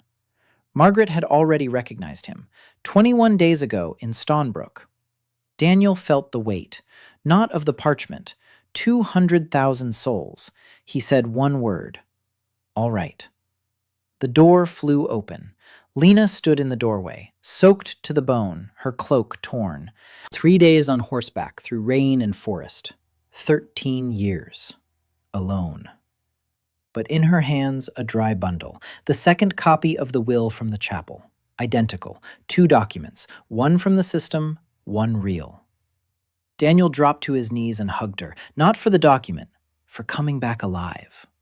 Lina clung to him and stood there like that. Then she sniffed and said the horse was limping and they needed to pay the stable hand. Daniel laughed for the first time in a month. In the morning, they entered the palace, 4 of them, Daniel, Margret, Sori, Gregor. Their weapons remained outside. Today, their weapons were paper. The throne room, neglected, the throne covered with gray cloth. At the table sat 3 regents, Houghton, pale and greedy, Bertram, stony and silent, Annel, gray and ruthless. Beside them stood the ambassador from Ostrocomnia, calm, confident, a man who had come to claim his prize. On the table lay the annexation treaty. Margret demanded the right of appeal, an ancient law. Annel accepted. Daniel stepped forward and announced that he was presenting the king's will. He placed both scrolls on the table. Margret confirmed their authenticity. Annel read for 3 minutes. She looked up. She said one sentence. The document complies with the laws. Houghton shouted that it was a forgery. Annel repeated. The document complies. Until the examination is complete, the signing of the territorial treaty is suspended. The law. Then Daniel made his second move. He nodded to Sori. She stepped forward, petite, in a mended dress, with a folder of figures, and she laid out Velmarsh's debt. Double entries, unrecorded payments, inflated interest rates. The actual debt is not 200,000, but 118. The terms of the agreement are based on forgery. The ambassador listened. His face twitched for the first time. Annel announced that the signing was postponed. Bertram agreed. 2 votes against 1. The ambassador bowed and left, clenching his jaw. He'd lost this round. But he was already thinking about the next one. The examination took a week. 3 experts unanimously confirmed the authenticity. While they were working, Daniel was working too. He offered Bertram a contract. 400 soldiers would become guards for the trade routes. Payment would come from customs duties. Daniel would pay for the first month himself. Bertram said he was either a madman or a genius. Daniel replied that in his experience, the two were often one and the same. Bertram smiled for the first time. Meanwhile, through her old connections at the court of Sori, Margret obtained Houghton's shadow accounts. He had been receiving bribes from Ostrocomnia for 3 years, until Alberic's death, until the start of the debt crisis. He didn't take advantage of the situation, he created it. He inflated expenses, he signed unfavorable contracts, he was killing the kingdom from within. Daniel read it, folded the papers, put them away. A trump card. The time to use it hadn't come yet. On the 5th day of the audit, an unexpected guest came to see Daniel. He was sitting in Margret's office, working on a debt restructuring plan, when the door opened. Margret ushered the woman in. Short, gray eyes, a gray dress. Lady Annel. No security. Alone. She had come to Margret's house as a private individual, not as regent. Daniel stood up, offered a chair. Margret brought tea. Annel sat down. She looked at Daniel, silently, for a minute, 2. Then she spoke. Her voice was quiet, steady, emotionless. She said that the expert analysis would confirm the will's authenticity. That much was already clear. She said that Houghton was preparing a counterattack. He planned to announce that the will had been drawn up when Albric was already ill and of unsound mind. That would provide grounds to contest the document. The trial could last months, years. Ostrocommon would have time, and in that time, he would finish off Velmarsh. Daniel listened. He didn't interrupt. Then he asked why she was telling him this. Annelle paused. Then she answered. She said that Houghton was a traitor, that she had known it for a long time, that she couldn't prove it, that she had been waiting. Daniel understood. Annelle wasn't Houghton's ally. She wasn't anyone's ally. She was a judge who had been waiting for evidence. And now that a stranger with a medallion had entered the throne room and placed papers on the table, she saw an opportunity. Not for Daniel, for the law, for order, for the system to finally work as it should. Daniel took out Sori's folder. He placed it in front of Annelle. Houghton's bills, bribes from Ostrocam, falsified expenses, everything. Annelle read. For a long time, her face remained unchanged, but her hands trembled slightly. When she finished, she looked up. For the first time all evening, Daniel saw emotion in her eyes. Anger, quiet, deep, controlled. She asked if he had the originals. Sori replied that some of the documents were in the archives, some were in the office. Everything could be checked and confirmed. Annelle nodded. She stood up, thanked them for the tea, left. Margret closed the door behind her, turned to Daniel, asked if he trusted Annelle. Daniel replied that he didn't trust her, but he understood. And understanding is more reliable than trust. The 7th day. The results of the examination. Official. In the throne room. 3 experts. Unanimously. The will is genuine. Written in King Albric's hand. The seal matches. The parchment matches. The wording matches. Houghton demanded the floor. He began speaking about the king's state of mind at the time of writing. Annelle interrupted him. She stood up and read a statement. She accused Lord Houghton of treason, of accepting bribes from a foreign state, of deliberately undermining the economy of Velmarsh, with evidence, with figures, with documents. The room fell silent. Houghton turned pale. Then he flushed. Then he tried to leave. Bertram's soldiers stood at the door, 4 of them. They didn't move. Bertram sat at the table and looked at Houghton expressionlessly. Houghton turned to the Ostrocamian ambassador. The ambassador looked away. A professional. The agent had been caught. No connection. Houghton was led away, quietly. No shouting, no scenes. He walked between the soldiers and said nothing. Daniel watched him go and felt no joy, only exhaustion, and the realization that this was only the beginning. Annel turned to Daniel. She said that the Regents' Council now consisted of 2 people. A minimum of 2 votes was needed to make decisions. Her and Bertram. She proposed a vote on the matter of recognizing the will. Bertram voted in favor. Annel voted in favor. Unanimous. The will is recognized. The Regency Council dissolves itself. The crown is transferred in accordance with the will of the late king, to the person who presented both the advisor's medallions and was recognized as the Oberhofmeisterin. Margret stepped forward.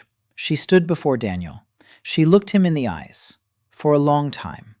Then she dropped to one knee and recited the formula she had memorized 20 years ago, the words of the oath, of acknowledgement, of loyalty.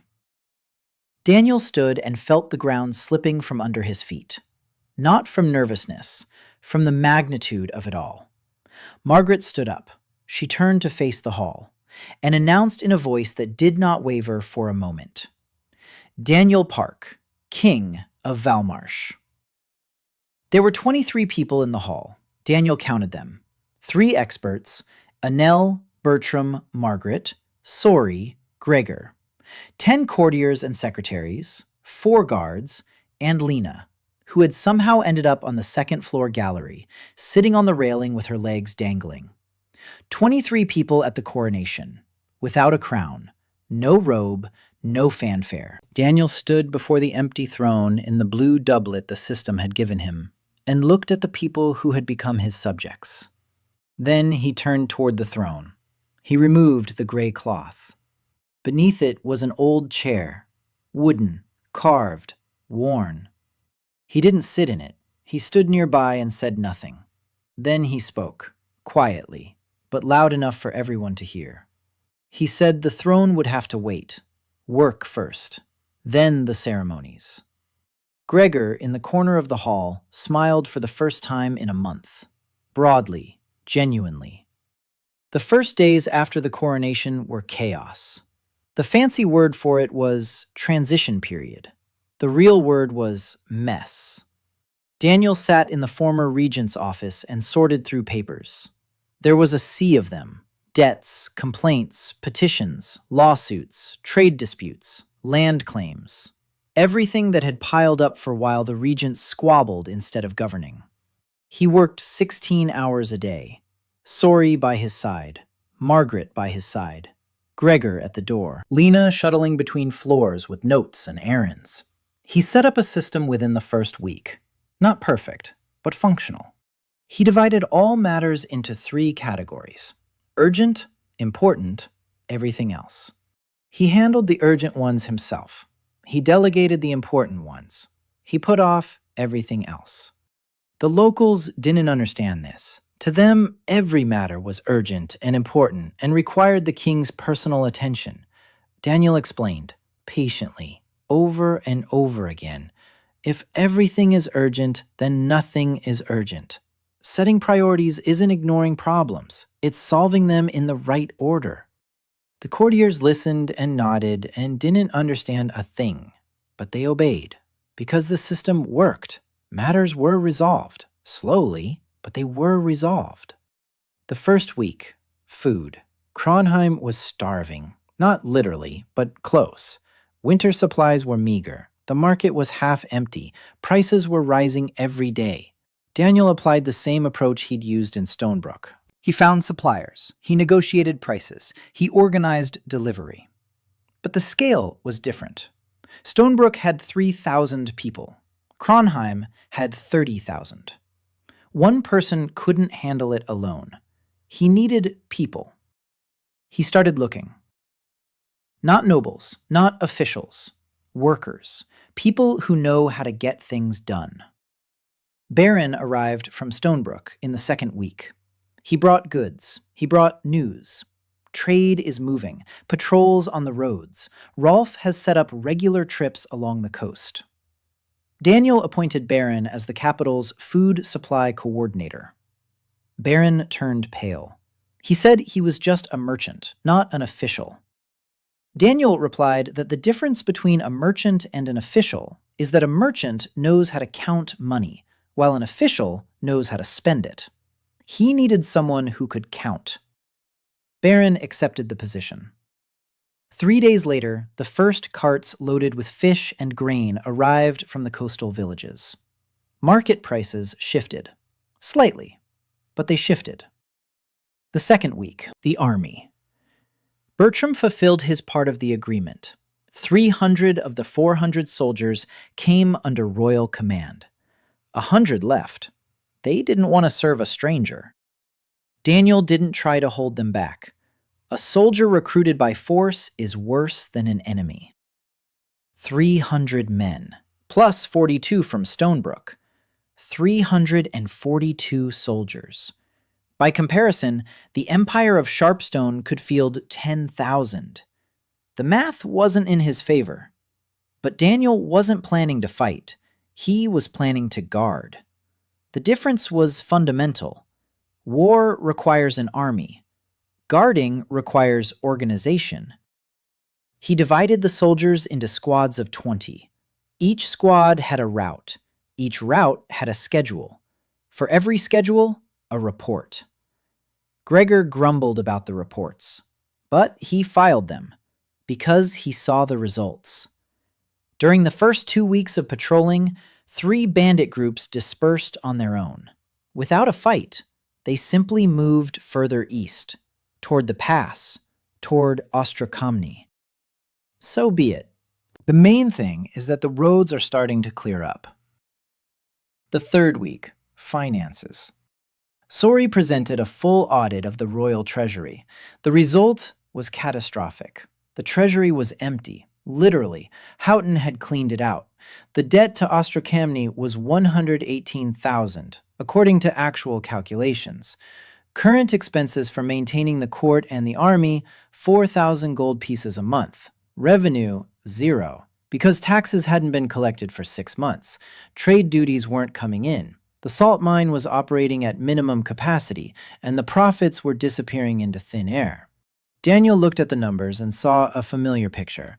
A company after a hostile takeover. Assets drained, debts at their peak, operations paralyzed.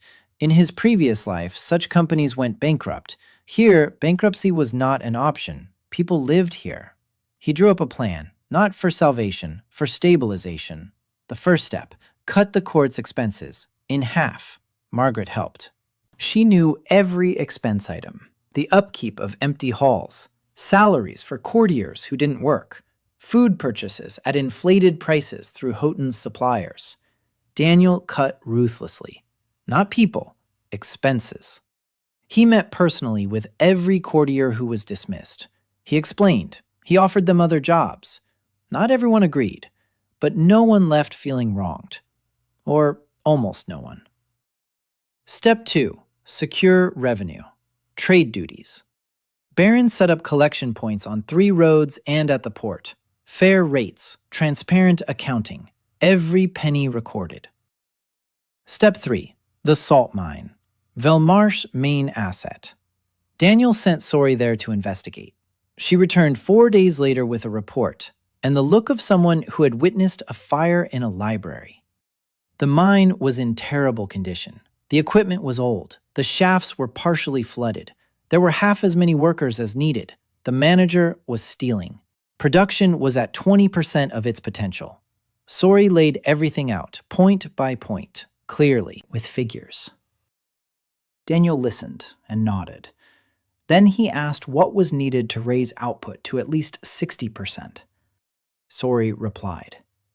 A new manager, equipment repairs, hiring workers, a drainage system for the flooded shafts. Total cost, 200 gold pieces for the first phase. Daniel looked at the treasury balance sheet. 200 gold pieces that weren't there. He sat at the table and thought, for a long time. Then he remembered. Bonds. An idea he'd been mulling over back in Stonebrook, to give people the opportunity to lend money to the king, at interest, with a guarantee of repayment from the mine's future revenues. In his world, this was called government bonds. Here, such a thing didn't exist. He explained the idea to Sori. She listened. Her eyes widened, then narrowed. She began to calculate. If the rate is 5% per year, if the term is 3 years, if the mine's income grows to the projected level, then repayment is guaranteed, with a profit for investors. Daniel nodded. He asked who in Kronheim had 200 gold pieces of spare cash. Sori answered without hesitation.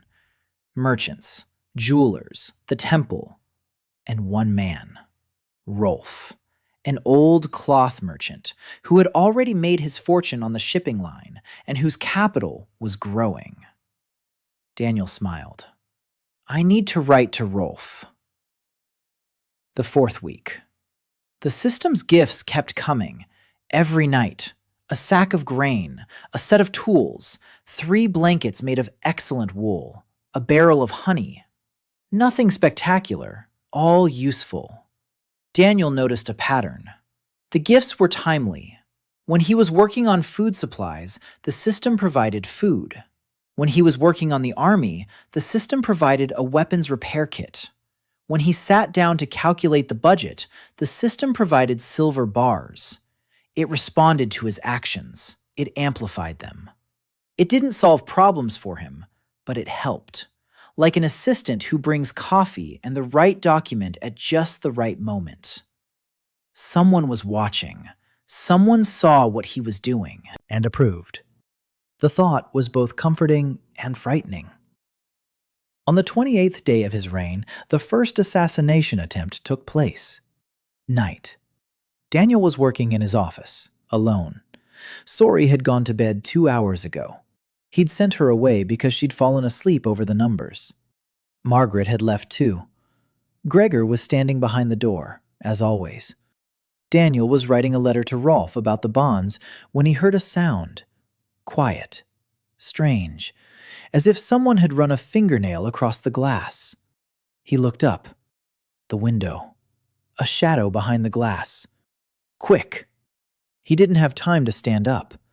Gregor burst into the room first, with some kind of animal instinct. He grabbed Daniel by the collar and yanked him from the chair. In that very second, the window shattered. A crossbow bolt pierced the back of the chair, exactly where Daniel's head had been a second ago. Gregor threw him to the floor, covered him with his own body, yelled a command. Soldiers rushed into the room. 2 to the window, 2 to the door. Gregor stood up. He drew his sword. He leaned out the window. Darkness. Rain. No one. The archer was gone. Professional. Gregor turned to Daniel. He was sitting on the floor, staring at the bolt in the chair. His hands weren't shaking. Strange. He'd expected them to tremble. But no, a cold calm. Like that night on the side of the road when he saw the truck's headlights. 1 second between life and death. He'd been through this before. Gregor reached out, lifted him up, looked him in the eyes, said that starting tomorrow, Daniel wouldn't be working by the window. Daniel nodded. Then he looked at the bolt. There was a mark on it, small, black. A silk thread wrapped around the shaft. Black silk. The guild had sent its assassin. Someone had put a price on his head. Houghton from under arrest, or Ostrocommon, or a third party. Daniel carefully pulled the bolt out of the chair. He placed it on the table. He looked at it. Then he looked at Gregor. He said he needed intelligence. Not patrols, not guards, intelligence. People who know how to work in the shadows. Find those who are hiding. Gregor replied that he knew one person, but that person wouldn't work for the king. Daniel asked who. Gregor paused. Then he answered, the captain of Black Silk, the one sent to kill him. She's still in the city, waiting. Daniel raised an eyebrow. He asked how Gregor knew. Gregor replied that his men had been watching her for a week. She knows. She isn't leaving. She's waiting. For what? It's unclear. Daniel thought for a moment. Then he nodded. He said, arrange a meeting. The meeting took place the next day, in a tavern, neutral territory. Daniel came without guards. Gregor was against it, vehemently.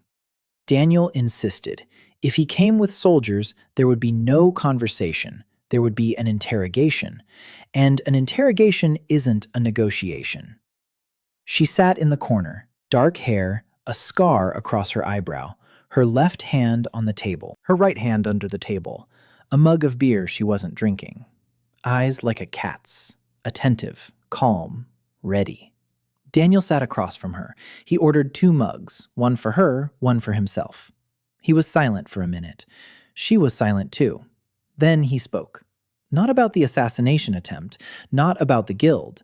He asked how much they were paying her for his head. She answered, 200 gold pieces. He nodded, asked a second question, why she had joined the mercenaries. She was silent for a long time. Then she answered, briefly, 3 words, village, soldiers, fire. Daniel understood. He'd seen refugees on the road. He'd seen villages from which everyone had fled. He'd seen people with nowhere to go. She was one of them. Only she had chosen not to run. She had chosen to become dangerous, so that what had happened to her village would never happen to her again. He didn't feel sorry for her. Pity is an insult to a person like that. He made an offer. 1,000 gold pieces a year, command of the new Royal Intelligence Unit, the right to choose her own missions, the right to say no. She raised an eyebrow. The scar twitched. She asked why she would need that. Daniel answered, because for 200 gold pieces, she kills for people she hates.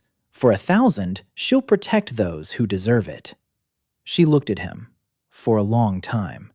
Then she said he didn't have 1,000. He replied that he would.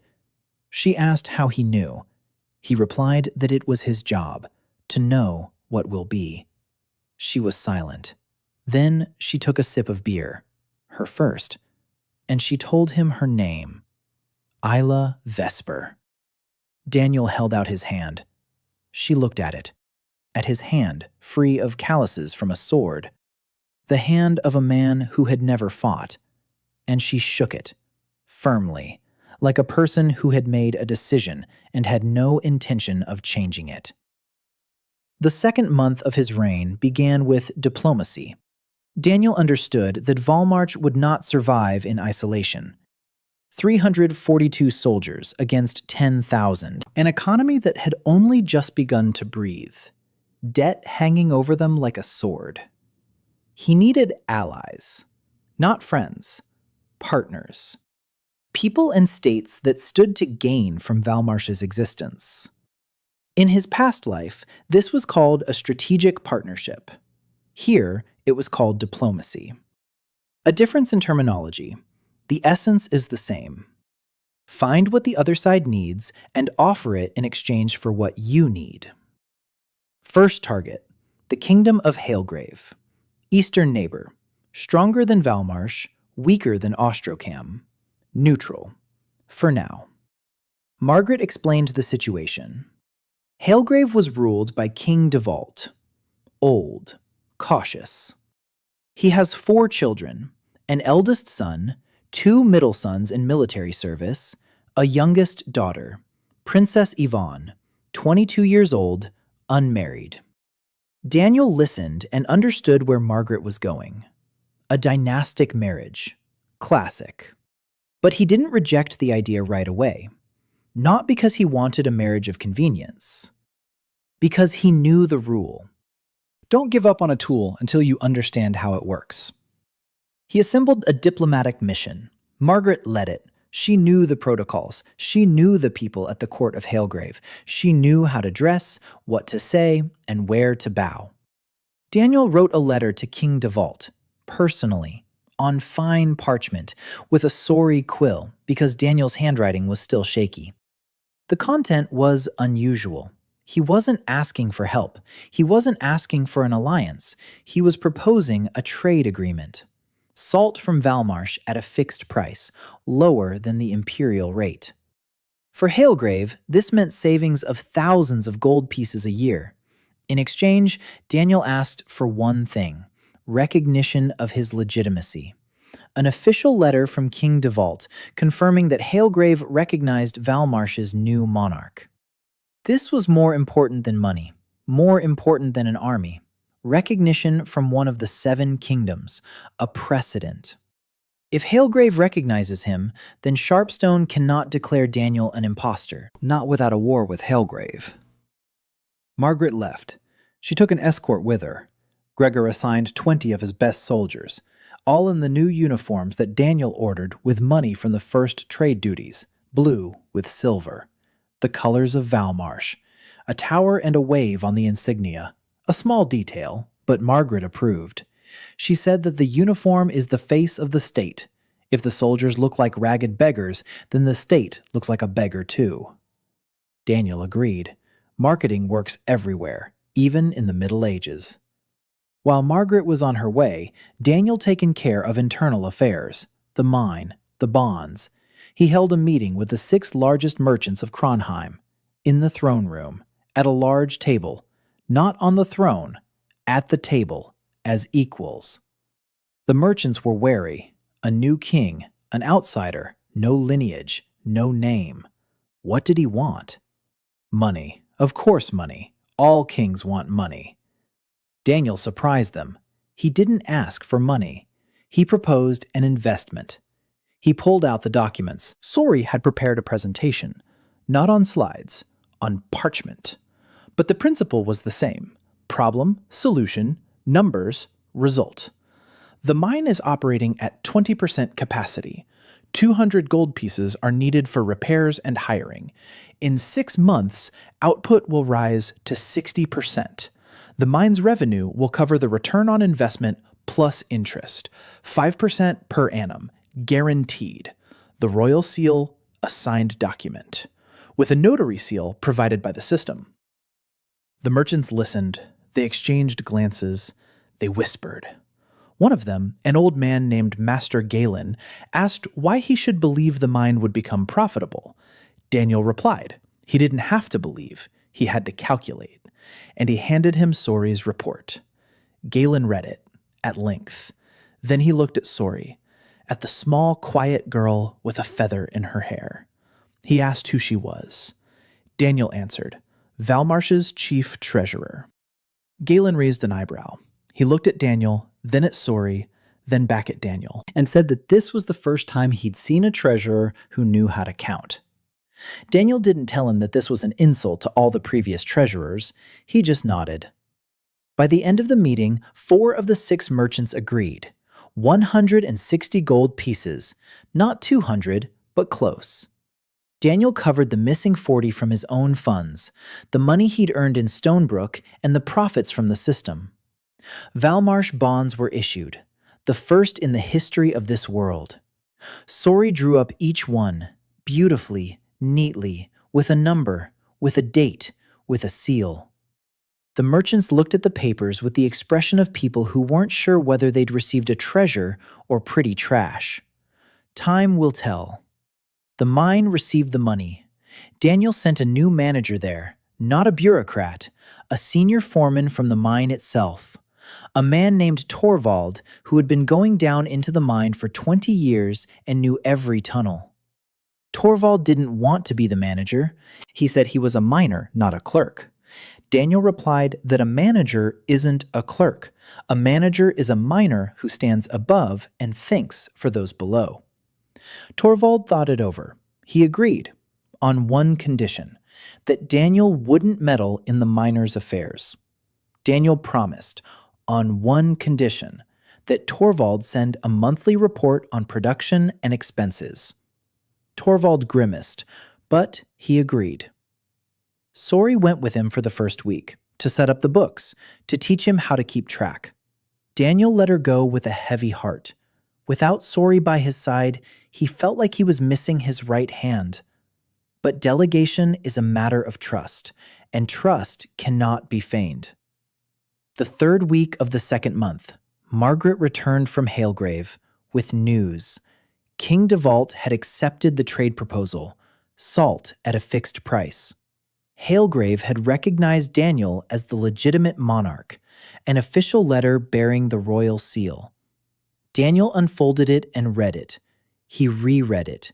He placed it carefully on the table. It was more than recognition. It was a weapon, a political one, more powerful than any sword. Now Ostrocommon could not simply declare him an impostor. Now the annexation of Velmarsh meant conflict with Bluck. A small step, but the first. Margret had brought something else, or rather, someone. Princess Yvonne Ashhelm, 22 years old, Devault's youngest daughter, sent to the court of Velmarsh as a diplomatic observer. Margret said this in a neutral tone. Daniel heard a warning behind the neutrality. A diplomatic observer is a spy, and a potential bride. 2 in 1. Yvonne arrived with her own escort, 10 people, 3 maids, 2 secretaries, 5 guards. She entered the throne room, and Daniel saw her for the first time. Fair-haired, tall, upright posture. Her face was beautiful and cold. Her eyes were gray-blue, intelligent, appraising. She looked around the throne room, at the cracks in the ceiling, at the empty throne, at Daniel in his blue doublet without a crown, and something flashed across her face. Not disappointment, curiosity. The first meeting was formal. Margret introduced them. Titles, protocols, bows. Yvonne performed everything flawlessly. Then she sat down across from Daniel across the table.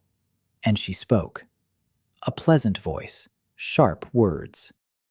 She said she'd heard a lot about the new king of Velmarsh, that they tell interesting stories in Halegrave. a stranger with no lineage, crowned in a half-empty hall, who pays his soldiers on time and counts money better than merchants. She asked if it was true that he had invented a new way of keeping the books. Daniel replied that he hadn't invented it. He had simply applied what works. Yvonne smiled, a sharp smile. She said that modesty is a fine quality for a king, especially for a king whose treasury is empty. Daniel wasn't offended. He recognized the tactic, provocation, a test. She wanted to see how he'd react to the jab. He answered, calmly, with numbers. The treasury isn't empty. The treasury is in the process of being filled. He explained the structure, trade duties, the mine, bonds, the shipping line. Yvonne listened, her eyes shifted, from mocking to focused. When he finished, she was silent for a moment. Then she made a comment about the budget. 1. Precise. She said that his calculation of the mine's revenue did not account for the seasonality of production. In winter, the mines partially close flooding. That means revenue will be 20% lower than projected during the winter months. Daniel paused. He looked at her. She was right. He hadn't accounted for seasonality, because he didn't know about it. He was a manager from Seattle, not a mining engineer. He looked at Yvonne, at her gray-blue eyes, and asked for her opinion on the entire fiscal plan. Yvonne fell silent for a single second. An expression appeared on her face that he would later recall many times. Surprise. Pure. Genuine. No one in her life had ever asked her opinion on fiscal matters. No one had ever taken her intellect seriously. She was the youngest daughter, beautiful, a suitable bride, a bargaining chip in political deals, not a person, not a thinker, a commodity. And now a stranger, without lineage or a crown, sat across from her and asked for her opinion. On the budget. Seriously. She sat up straight and spoke. For an hour and a half, Daniel listened. He took notes. He asked questions. Yvonne knew economics, not from books, from experience. She had grown up at court and seen how the state's finances worked. She had seen the mistakes. She had seen the solutions. And she had remained silent because no one had asked, until today. When she left, Margret stood by the door and looked at Daniel, with an expression he couldn't read. Then she said quietly that he had just done something very dangerous. Daniel asked what. Margret replied that he had given a smart woman a reason to stay. Daniel didn't understand at first. Then he did. And he didn't say anything. That evening, a message arrived from Ayla, the first report from the new intelligence operation. The Ostrakomny embassy hadn't left Kronheim. The ambassador had stayed. He'd rented a new house, a bigger one. He'd doubled his security. People were coming to see him. Every day, different people. Ayla recognized some of them. Merchants from among those who hadn't bought bonds. Minor nobles from the surrounding estates. And one temple priest from the Academy of Magic. That last fact made Daniel think. Magic. 2% of the population, an aristocratic privilege, controlled by the temple academies. He had almost forgotten about it. In his world, there was no magic, and he was used to thinking without it. But here it was. And if Ostrakommon was drawing the temple into his plans, the matter was more serious than it seemed. He wrote a single word in his notebook. Magic, and underlined it twice. Winter came early. In the 3rd month of Daniel's reign, the first snow blanketed Kronheim overnight. In the morning, the city was white and silent. Beautiful. If one didn't think about what lay behind that beauty, cold, hunger, death for those without a roof or a fire. Daniel stood by the window of his study and looked out at the snow-covered roofs. He was thinking, not about the beauty, about firewood, about bread, about the children in the slums who were now waking up in homes without stoves. Sori walked in without knocking. She had long since stopped knocking. She placed a sheet of paper on the table. Food supplies for the winter. The numbers were bad. Enough grain for 2 months. Firewood for a month and a half. almost no salted meat. Fish is coming in irregularly because the sea is stormy. Rolf's shipping line was out of commission until spring. Caravans were traveling overland, but slowly. The roads were snowed in. Daniel looked at the numbers and did the math. 30,000 mouths to feed. 2 months of winter ahead. Shortages across the board. In his past life, he would have called this a liquidity crisis. Here, it was called by a simpler name. People would freeze and die. He called a meeting, not a regency council, his own. Margret, Sori, Gregor, Beren, Bertram, Annelle, Yvonne. Torvald from the mines sent a report via courier. Ayla stood by the wall and listened. Lina sat on the windowsill. 8 people around the table. A year ago, none of them knew each other. Now it was a mechanism. Imperfect, creaky, but working. Daniel laid out the problem, briefly, with numbers, without emotion. Then he asked for solutions. Not from himself, from everyone. Gregor suggested requisitioning from nearby estates. Daniel rejected it immediately. Requisitioning is robbery. Bertram did that and lost half his people. Beren suggested purchasing supplies in Halegrave. Daniel nodded. Possibly, but it's expensive and time-consuming. Annelle suggested forced redistribution of supplies. Take from the rich, give to the poor. Daniel shook his head. That works once. The second time, the rich will hide everything. Yvonne listened in silence. Then she spoke, quietly, but everyone turned to look at her. She said the problem wasn't the amount of food. The problem was distribution. There is food in the merchants' warehouses, in the temple's storehouses, in the nobles' cellars. There was enough to last the winter, but it was concentrated among those who didn't need it in such quantities, and those who did need it didn't have the money to buy it. Daniel looked at her. She looked back at him, gray-blue eyes, calm, steady. She was right. The problem wasn't the resource, it was access. He asked what she suggested. Yvonne replied, exchange, not money, services. Give people work. Give food in exchange for work, not charity, work, so people don't feel like beggars, so they feel needed. Daniel nodded and developed the idea. Overnight, he drew up a plan. By morning, the plan had become an order. Warming houses, every temple in the city, every school, every large tavern. Open your doors to those freezing, places by the hearth, hot food, shelter. To the owners of temples and taverns, a tax exemption for 6 months, complete exemption from city taxes, a document with the royal seal. To the volunteers working in the warming houses, hot food and a copper coin a day. From what funds? From the bond funds. Sori had recalculated the budget. 20 gold coins a month. A lot, but tolerable. If the mine starts turning a profit by the end of winter, a lot of ifs.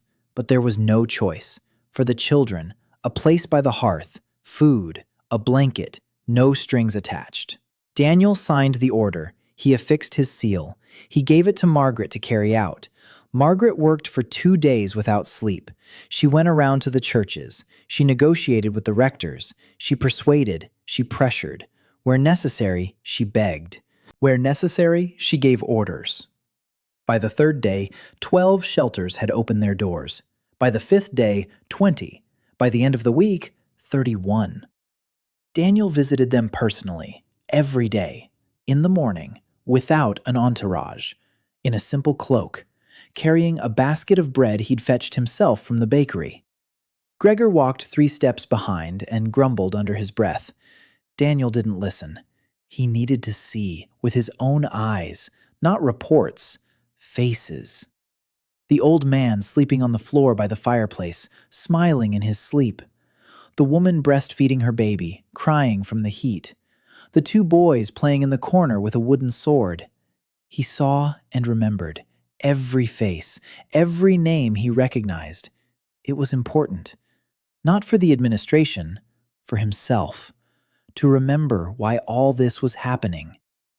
On the 5th day of his rounds, he walked into the warming house attached to the temple at the western gate. Small, cramped, 20 people inside. It smelled of smoke and boiled cabbage and raw wool. He was handing out bread, smiling, saying hello. And then he saw her, a woman, about 35, dark hair, slender hands. She was sitting by the wall, mending someone's shirt, a seamstress. He stopped. He stood and watched. The world fell silent. It was her, that very woman, from the roadside, from his last night in that world, the one he'd helped change a tire for, before the truck, before everything. She raised her head, looked at him, politely, without recognition. She didn't know him. How could she? Here he was different. Different clothes, a different body, maybe even a different face. He didn't know for sure. Mirrors in this world were blurry. But she was the same. The same eyes, the same hands, the same tilt of her head when she listens. He stood there and said nothing. She waited. Then he held out the bread to her. She took it, thanked him, smiled. A polite smile to a stranger. He nodded, turned away, left. It was cold outside. The snow was falling thick and fast, white, silent. Daniel stood there, breathing, deeply, slowly. Gregor stood beside him, silent. He didn't ask. He saw Daniel's face and understood that now was not the time. A panel flashed in his pocket. Daniel looked. Gift of the day 156. Certificate of authenticity. Yes, it was her. The letters glowed on the translucent screen. The system confirmed it. Not a coincidence, not a similar woman, the very one, who existed in two worlds at once, or who had been transported, or who had always been here. He didn't know. And right now it didn't matter. What mattered was that she was alive, that she was warm, that he had given her bread, just as she had once given him a reason to pull over to the side of the road. A circle, complete. Daniel sat down in the snow, right on the ground. His coat was soaked.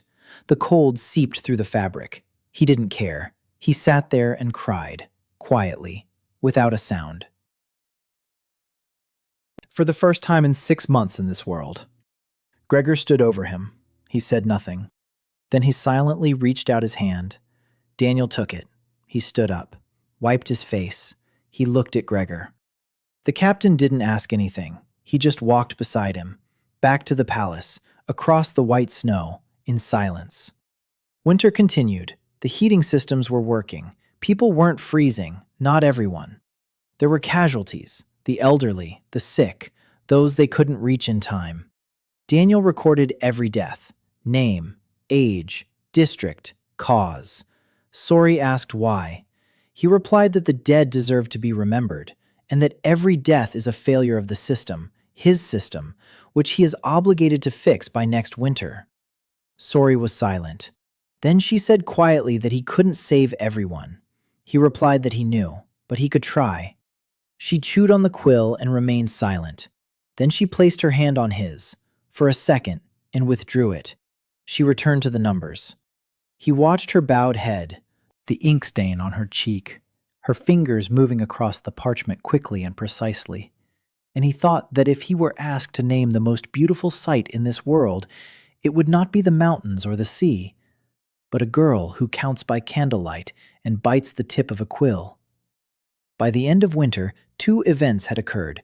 The first, the mine turned a profit for the first time. Torvald sent a report. Output had risen to 50%, not 60 as planned, but 50. Winter flooding. Yvonne was right, seasonality, but even 50% was twice as much as before the reform. The first revenues went toward repaying the bonds. The merchants received their interest, on time, in full. Master Galen came to see Daniel in person, shake hands, said he was ready to invest more. The plot was elegant, professional. If Daniel hadn't set up intelligence, he would have found out about it when the knife went between his ribs. Ayla laid everything out on the table, map, names, connections, lines. 3 former regency officials, 2 minor nobles from the provinces, one commander of the city guard, and a temple priest from the Academy of Magic, the very one Ayla had seen at the Ostrocamni ambassador's residence.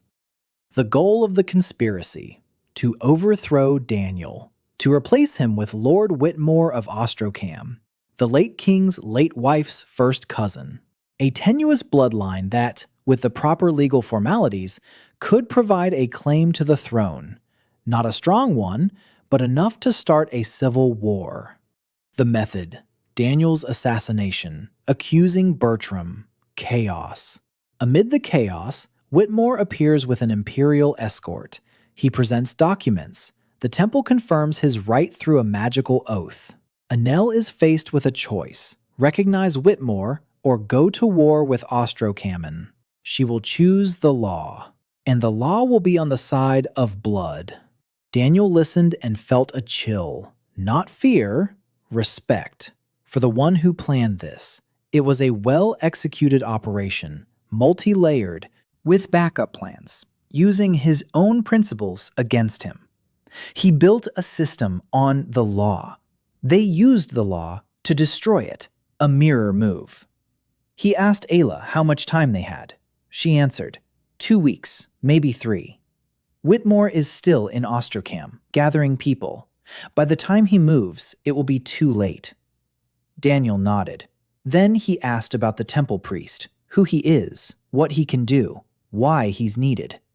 Ayla answered, Father Kelvin, a second-rank mage, not powerful, but his gift allows him to verify the authenticity of documents through a magical oath, a blood oath, one that cannot be broken. In this world, a magical oath held the force of absolute proof. If Kelvin confirms under oath that Whitmore has a right to the throne, the court will accept it. Even Annelle will accept it, because a magical oath does not lie. But Daniil fell into thought. But a magical oath does not lie. That means Kelvin must believe what he is saying, or he will be forced to, or he is interpreting the facts in a certain way. A blood connection exists, a tenuous one, but it exists. If the question is phrased correctly, Kelvin can honestly confirm that Whitmore has a blood right, not an absolute one, but formal. That would be enough. Daniel called a meeting, a small one, just his own people: Margret, Gregor, Sori, Ayla, Yvonne. He didn't want to include Yvonne. She was Halegrave's spy, formally. But Margret said quietly that the princess had earned their trust. Daniel agreed, not because Margret asked, because in 2 months at court, Yvonne had never once lied, not in big things or small. She was sharp and prickly and sometimes unbearable, but honest. Always. He laid out the conspiracy plan before them. The reactions varied. Gregor wanted to arrest everyone immediately. Ayla suggested quietly eliminating the key participants. Margret turned pale and remained silent. Sori was calculating. Yvonne was listening. Daniel let everyone speak. Then he said there would be no arrests and no eliminations. Everyone looked at him. He explained, an arrest is a scandal. A scandal is instability. Instability is what Ostrocamon wants. Elimination is a secret. A secret is something that will come to light sooner or later and turn him from a legitimate king into a murderer. No, he would do it differently. He would deprive the conspiracy of its goal. Not the people, the goal. The plan was simple. Whitmore asserts a blood right, so the blood right must be rendered meaningless. How? By law. The very, very law upon which everything was built. Alberic's will transferred the crown not by blood, but by recognition. It was a precedent. Daniel proposed to codify it, to issue a royal decree, a law of succession. The crown of Velmarsh is transferred not by blood, but by the will of the reigning monarch, confirmed by the Oberhofmeisterin and the council. The right of primogeniture claim ceases to be a basis for a claim to the throne. Annelle is needed for the legal formalities. She will accept it, because it is a logical continuation of what has already happened. Yvonne listened and nodded slowly. Then she said that wasn't enough. The law could be challenged. The temple could claim that a blood oath takes precedence over a royal decree. We need to win the temple over to our side, or at least neutralize it. Daniel looked at her. He asked how. Yvonne replied, the healer, the temple healer at court, Sister Celeste. She was assigned after the first assassination attempt. Quiet, unobtrusive. But she's from the Order of the Radiant, the most influential temple order in the region. If Celeste sides with Daniel, the order will stand behind her. Not all of it, but enough of it. Because Celeste isn't just a healer, she's the niece of the High Abbess. Daniel didn't know that. Margret didn't know. Yvonne knew because in Halegrave, diplomats were taught to know everything about the temple hierarchy. Daniel went to Celeste. She lived in a small room attached to the palace infirmary. Clean, simple. A bed, a table, a shelf with herbs and jars. The scent of chamomile and something bitter. Celeste sat grinding ointment in a mortar. Her chestnut hair was braided. Her hands were red and cracked from work. She looked up when he entered. She stood. She curtsied. He asked her to sit. She sat. He sat across from her. And he didn't talk about politics. He didn't talk about the conspiracy. He didn't ask for help. He asked how her hands were. Celeste blinked. She looked at her palms, then at him. No one had ever asked about her hands. They asked about her gift. They asked about the sick. They asked about herbs and recipes. No one asked about the hands that ached every evening from endless work. She replied quietly that her hands hurt. Always. The joints, the tendons. The cold makes it worse. She was used to it. Daniel nodded. Then he took something out of his pocket. A small thing. A gift from the system on day 73. A thermal artifact. A pair of thin gloves made of a strange material. Warm to the touch. Always. No fire, no magic, just warm. He held them out to Celeste. She took them. She put them on. Her face changed. Her eyes widened. She clenched her fingers, unclenched them. Warmth, constant, soft, penetrating her joints, relieving the pain that had lived in her hands for years. She looked at her gloved hands and said nothing. Then she looked up at Daniel. They were filled with tears. She asked why. He answered simply, because a healer who heals everyone deserves to have someone take care of him. And one more thing. He asked her not to heal everyone on her own. He asked her to teach other healers, to pass on her knowledge, so that she wouldn't be the only one carrying the entire infirmary on her aching hands. Celeste was silent for a long time. Then she nodded and said quietly that he was the first person in 10 years of service who had seen in her not a gift, but a person. Daniel didn't answer. He stood up, he bowed, he left. A week later, Sister Celeste wrote a letter to her aunt, the Supreme Abbess of the Order of the Radiant Light. Daniel hadn't asked her to do this. She wrote of her own accord. About the new king, about the warm houses, about how he visits them every morning with bread, about the gloves, about the request to teach others. The reply came 10 days later. The Supreme Abbess invited Daniel to an audience. The Temple of Radiant Light, the largest in Kronheim. Daniel went. Alone. Without an entourage. Without Gregor. Gregor nearly fell ill with rage. The abbess turned out to be a small old woman with eyes like a hawk's. She did not rise. He approached. He bowed. She stared at him for 5 minutes, in silence. Then she said he could sit down. He sat down. She asked why he needed the temple. He replied that he did not need the temple. He needed the temple not to be against him. She raised an eyebrow. She asked if that wasn't the same thing. He replied, no. An ally is someone who stands by you. A neutral is someone who doesn't get in the way. Neutrality is enough for him. The abbess was silent. Then she asked what he wanted in return. He replied, freedom. The temple academies will teach freely, without class restrictions. If a peasant child has a gift, he will be accepted on equal footing with a noble. It was a blow. Quiet. Precise. Temple academies had always been a privilege of the nobility. Peasant children with magical gifts were not admitted, not by law, by tradition. The abbess knew this was wrong. She herself had once been a blacksmith's daughter. She had been admitted as an exception, the only one in half a century. She looked at Daniel, and he saw in her eyes what he had seen in Margret's, recognition, not of faces, of intentions. She nodded. She said the temple would remain neutral, and that Father Kelvin would be summoned for a talk. 3 days later, Kelvin renounced the conspiracy. Quietly, without a scandal. He went to Annelle, told her everything, names, dates, plans. Annelle took his statement. She documented it.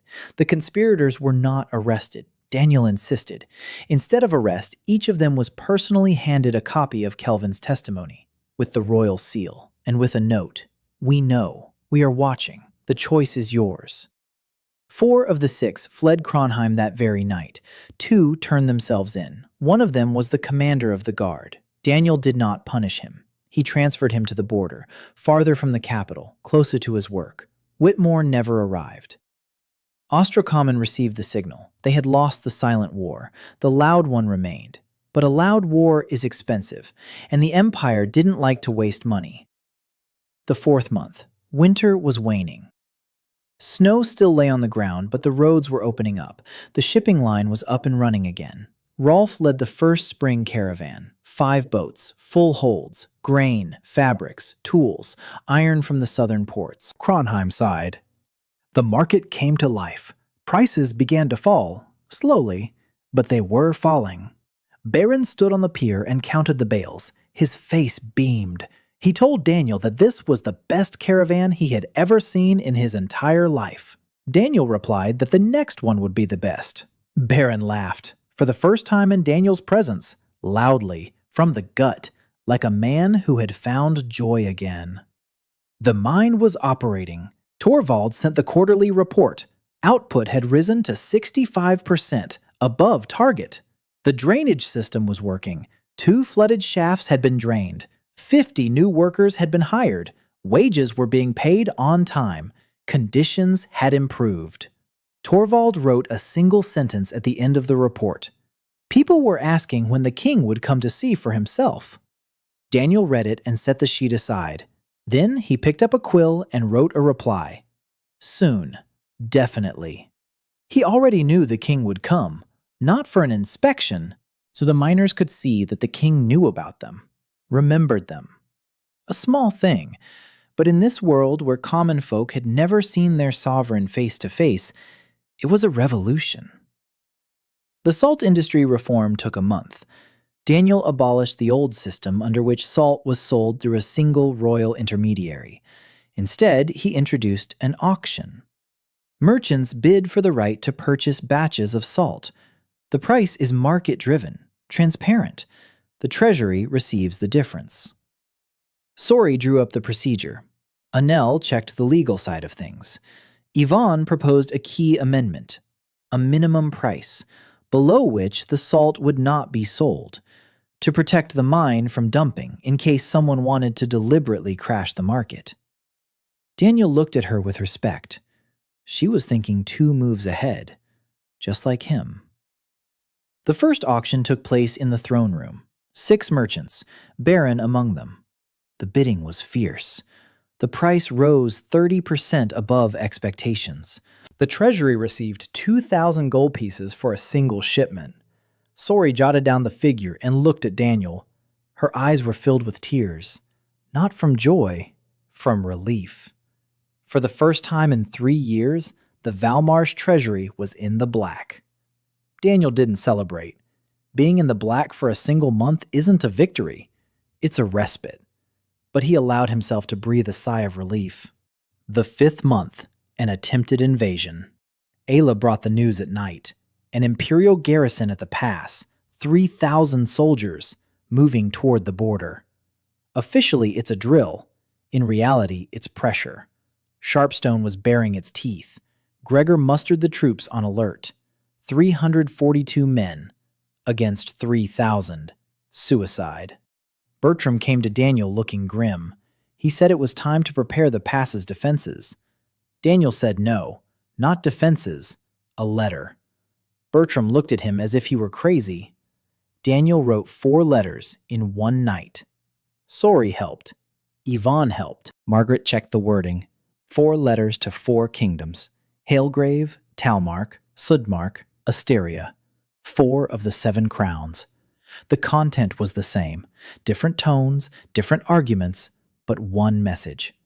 The Empire of Ostroka is violating the Treaty of the 7 Crowns, military pressure on a sovereign kingdom. If Velmarsh falls next, you will be next. Not a threat. Fact. Math. Daniel attached a copy of Sori's financial report to each letter, showing the falsification of debt, showing that Ostrokaman acts not out of right, but out of greed. He attached a copy of the trade agreement with Hailgrave, showing that Velmarsh is not a beggar, but a growing partner. And he included a personal appeal. Simple. Human. He wrote that he is not asking for armies, not asking for money. He is asking for one thing. Voices. If the 4 kingdoms publicly declare that an invasion of Velmarsh would be a violation of the Treaty of the 7 Crowns, Ostrokaman will stop. Because war with one small kingdom is a piece of cake. War with 4 is a disaster. The letters were sent by Ayla's couriers. Fast. Reliable. A week later, the first reply arrived. Hailgrave. King Devault supported it. Publicly. 3 days later, Talmark, then Sudmark. Asteria hesitated, but once 3 had spoken out, the 4th could not remain silent. 2 weeks later, the 4 kingdoms issued a joint statement. Any military invasion of Velmarsh's territory would be considered a violation of the Treaty of the 7 Crowns, with the corresponding consequences. The imperial garrison at the pass held its ground for another week. Then it quietly withdrew. 3,000 soldiers returned to their barracks, without a single shot fired, without a single casualty. Daniel stood on the wall of Kronheim and looked east, toward the mountains beyond which lay the Empire. Gregor stood beside him. He was silent. Then he said quietly that in 20 years of service, this was the first time he had seen a war stopped by letters. Daniel replied that letters were the most powerful weapon. It's just that few know how to use them. Gregor grunted, but he didn't object. The 6th month. Time to build. Not walls, the future. Daniel announced the creation of the first Royal School of Arithmetic. For merchants' children, for peasants' children, for anyone who wants to learn. Free of charge, funded by the treasury. Margret found a building. An old merchant's house near the market square. 2 stories, large rooms, bright windows. Daniel drew up the seating plan himself, a habit from his past life. Open space. Only instead of computers, there were wooden tables with slate boards. There were 3 teachers. Sori, who taught arithmetic and the basics of bookkeeping. Old Marco Khan, Sori's father, whom Daniel had pulled out of the port docks and put in charge of teaching. Marco cried when he heard the offer, not out of joy, out of shame. He considered himself a failure. Daniel sat down with him and spent an hour with him. He explained that a failure isn't someone who's been cheated. A failure is someone who, after being cheated, stopped believing in themselves. Marco listened. Then he straightened his back and he went to prepare his first lesson. Daniel himself became the 3rd teacher. He taught 1 lesson a week, every Saturday. The basics of logical thinking. Problems, brain teasers, simple principles from which complex solutions grow. The children watched the king standing at the blackboard with chalk in his hand, drawing flowcharts. They didn't understand half of it, but they listened, with their mouths agape, because they had never in their lives seen an adult explain the world like that. Not with orders, not with dogmas, but with questions. Why? What for? What if? Lina was the first to sign up. She sat at the front desk and looked at Sori with an expression of absolute delight. When Sori gave her a problem, Lina solved it faster than anyone else, not because she was smarter, because she wanted it more. Daniel looked at her and thought about how, a year ago, this girl had been selling stale flatbreads for a penny at the gate of an abandoned chapel. The 7th month. The anniversary was approaching. Daniel was working, every day, 16 hours a day, sometimes 18. Sori made him eat, Margret made him sleep, Gregor made him get some fresh air, Yvonne made him laugh. She would come to his office with reports and, instead of numbers, start telling him what she'd heard at court, like how the cook tried to make a dish using Daniel's recipe and nearly burned down the kitchen, how Gregor explained to the soldiers what leave was, and they decided it was a punishment, how Lina called a deadline a Korean swear word, and now the whole court uses that word when they're angry. Daniel laughed, and every time he noticed how Yvonne looked at his laughter, intently, as if at something precious. The end of the first year. The treasury in the black, for the first time in the black. The mine at 70% capacity. Trade is growing. The roads are safe. The school is open. The warming houses have become year-round shelters. 3 healers trained by Celeste. 1 infirmary. Daniel delivered his first throne speech without a script. 200 people in the hall. He didn't promise paradise. He promised work. When he finished, Gregor stood up and began pounding his fist on his breastplate. Bertram followed him, then the soldiers, then everyone. It wasn't an ovation. It was an oath. A year and a half. Kronheim was changing. Roofs were being repaired. The market was bustling. In the streets, children in the School of Arithmetic uniforms ran to their classes. The mine reached 80% capacity.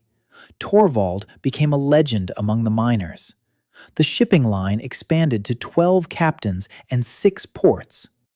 Velmarsh salt cheaper than imperial salt. Ostrokman was losing markets. In the 16th month, Ayla uncovered a conspiracy by Houghton's men, poisoning via the cook. Daniel insisted on a public trial, the first in Velmarsh's history where the accused was given a chance to speak. The verdict: not execution, exile to a monastery on the islands. A dead Houghton is a martyr. A living one in a monastery is a nobody. The rumor spread across the continent. A king who does not kill. 2 months later, scholars, artisans, and mages from all over Erin began flocking to the court. Yvonne wrote an encrypted letter to her father. Ayla intercepted it. She showed it to Daniel. Yvonne wrote that this man considers her intelligent and that she is not leaving. Daniel ordered Ayla to stop intercepting her letters. Trust cannot be built on surveillance. The 20th month. In the palace basement, behind a sealed door, Daniel found a diary. 300 years old, leather-bound. Author, Aoi Mitsuko. A woman from Edo period Japan, the 3rd chosen one. She ruled Velmarsh for 40 years, built a port, founded a mine, wrote the first laws, and recorded everything, every fear, every sleepless night. The last entry. Day 14,600. A gift. A blank scroll. An inscription. Write the rest yourself. Beneath it, a single line. I never made up my mind. Daniel read and recognized himself. 6 chosen ones before him. 3 went mad. 2 left. 1 didn't choose. 1 perished. He is the 7th. 2 years. After the failure of military pressure, Ostrocommon switched to an embargo. Revenues fell by 30%. Daniel rerouted trade through southern routes and lowered the price of salt below the imperial rate. Madness. But volumes were growing. Customers were switching from Ostrocommon. The empire was losing money. Grand Duke Cassian proposed a meeting. Everyone advised him to refuse. Daniel agreed. A castle on the border. Dinner at 4 o'clock. Cassian turned out not to be a villain. Intelligent, subtle, respectful of his opponent. He said he was impressed. But a debt is a debt. Daniel placed a folder on the table. A full recalculation of Sori. The actual debt isn't 200,000, 63. And the Empire's losses from the conflict over 2 years, 190,000. More than the entire debt, Daniel said quietly. It's more profitable to let us go. Cassian laughed, respectfully. He said it was the first time he'd seen a negotiator with an accounting ledger. A month later, Sharpstone accepted the terms, 75,000 over 7 years. Daniel agreed. 12,000 in overpayment is the price of peace. The day the trade union with Halegrave. The throne room is full, 300 people, ambassadors from the 4 kingdoms, and all his people. Gregor by the door in a blue doublet with silver, Margret by the throne with a white rose on her chest, Sori at the table over the documents, Ayla by the wall, invisible, Celeste among the temple representatives, hands in warm gloves, Yvonne next to the Halegrave ambassador, for the first time without irony in her eyes, and Lina, 16 years old, head of the courier service, in a blue cloak with a silver owl. After signing, Daniel stepped out onto the balcony. Kronheim at night. Lights in the windows of its schools and infirmaries and warm homes. Midnight. The panel. Day 730. A gift. An empty scroll. The inscription appeared in gold ink. Write the rest yourself, just like with Aoi. 300 years between them. One question, to stay or to leave. He thought of Seattle, of his mother, of a life that no longer exists. Then of Kronheim, of the girl with the flatbreads who became head of the couriers, of the treasurer who bites her pen, of the old woman who wept over white roses, of the princess who stayed. Then he took out a quill, an old one, worn down, the one Sori used to write her first books, the one Lina used to write her name for the first time. And he wrote a single line. Meeting tomorrow at 8. Agenda. Spring planting campaign. He rolled up the scroll. He walked back into the hall. Margret asked quietly if everything was all right. He nodded, said he was home, walked past Gregor, past Sori with her smile that took his breath away, past Lina, who handed him a cup of tea. He sat down in his office. He took out a blank sheet of paper. He began to write a plan. Land, seeds, people. Snow was falling outside the window. There was a lot of work ahead. He smiled and continued writing.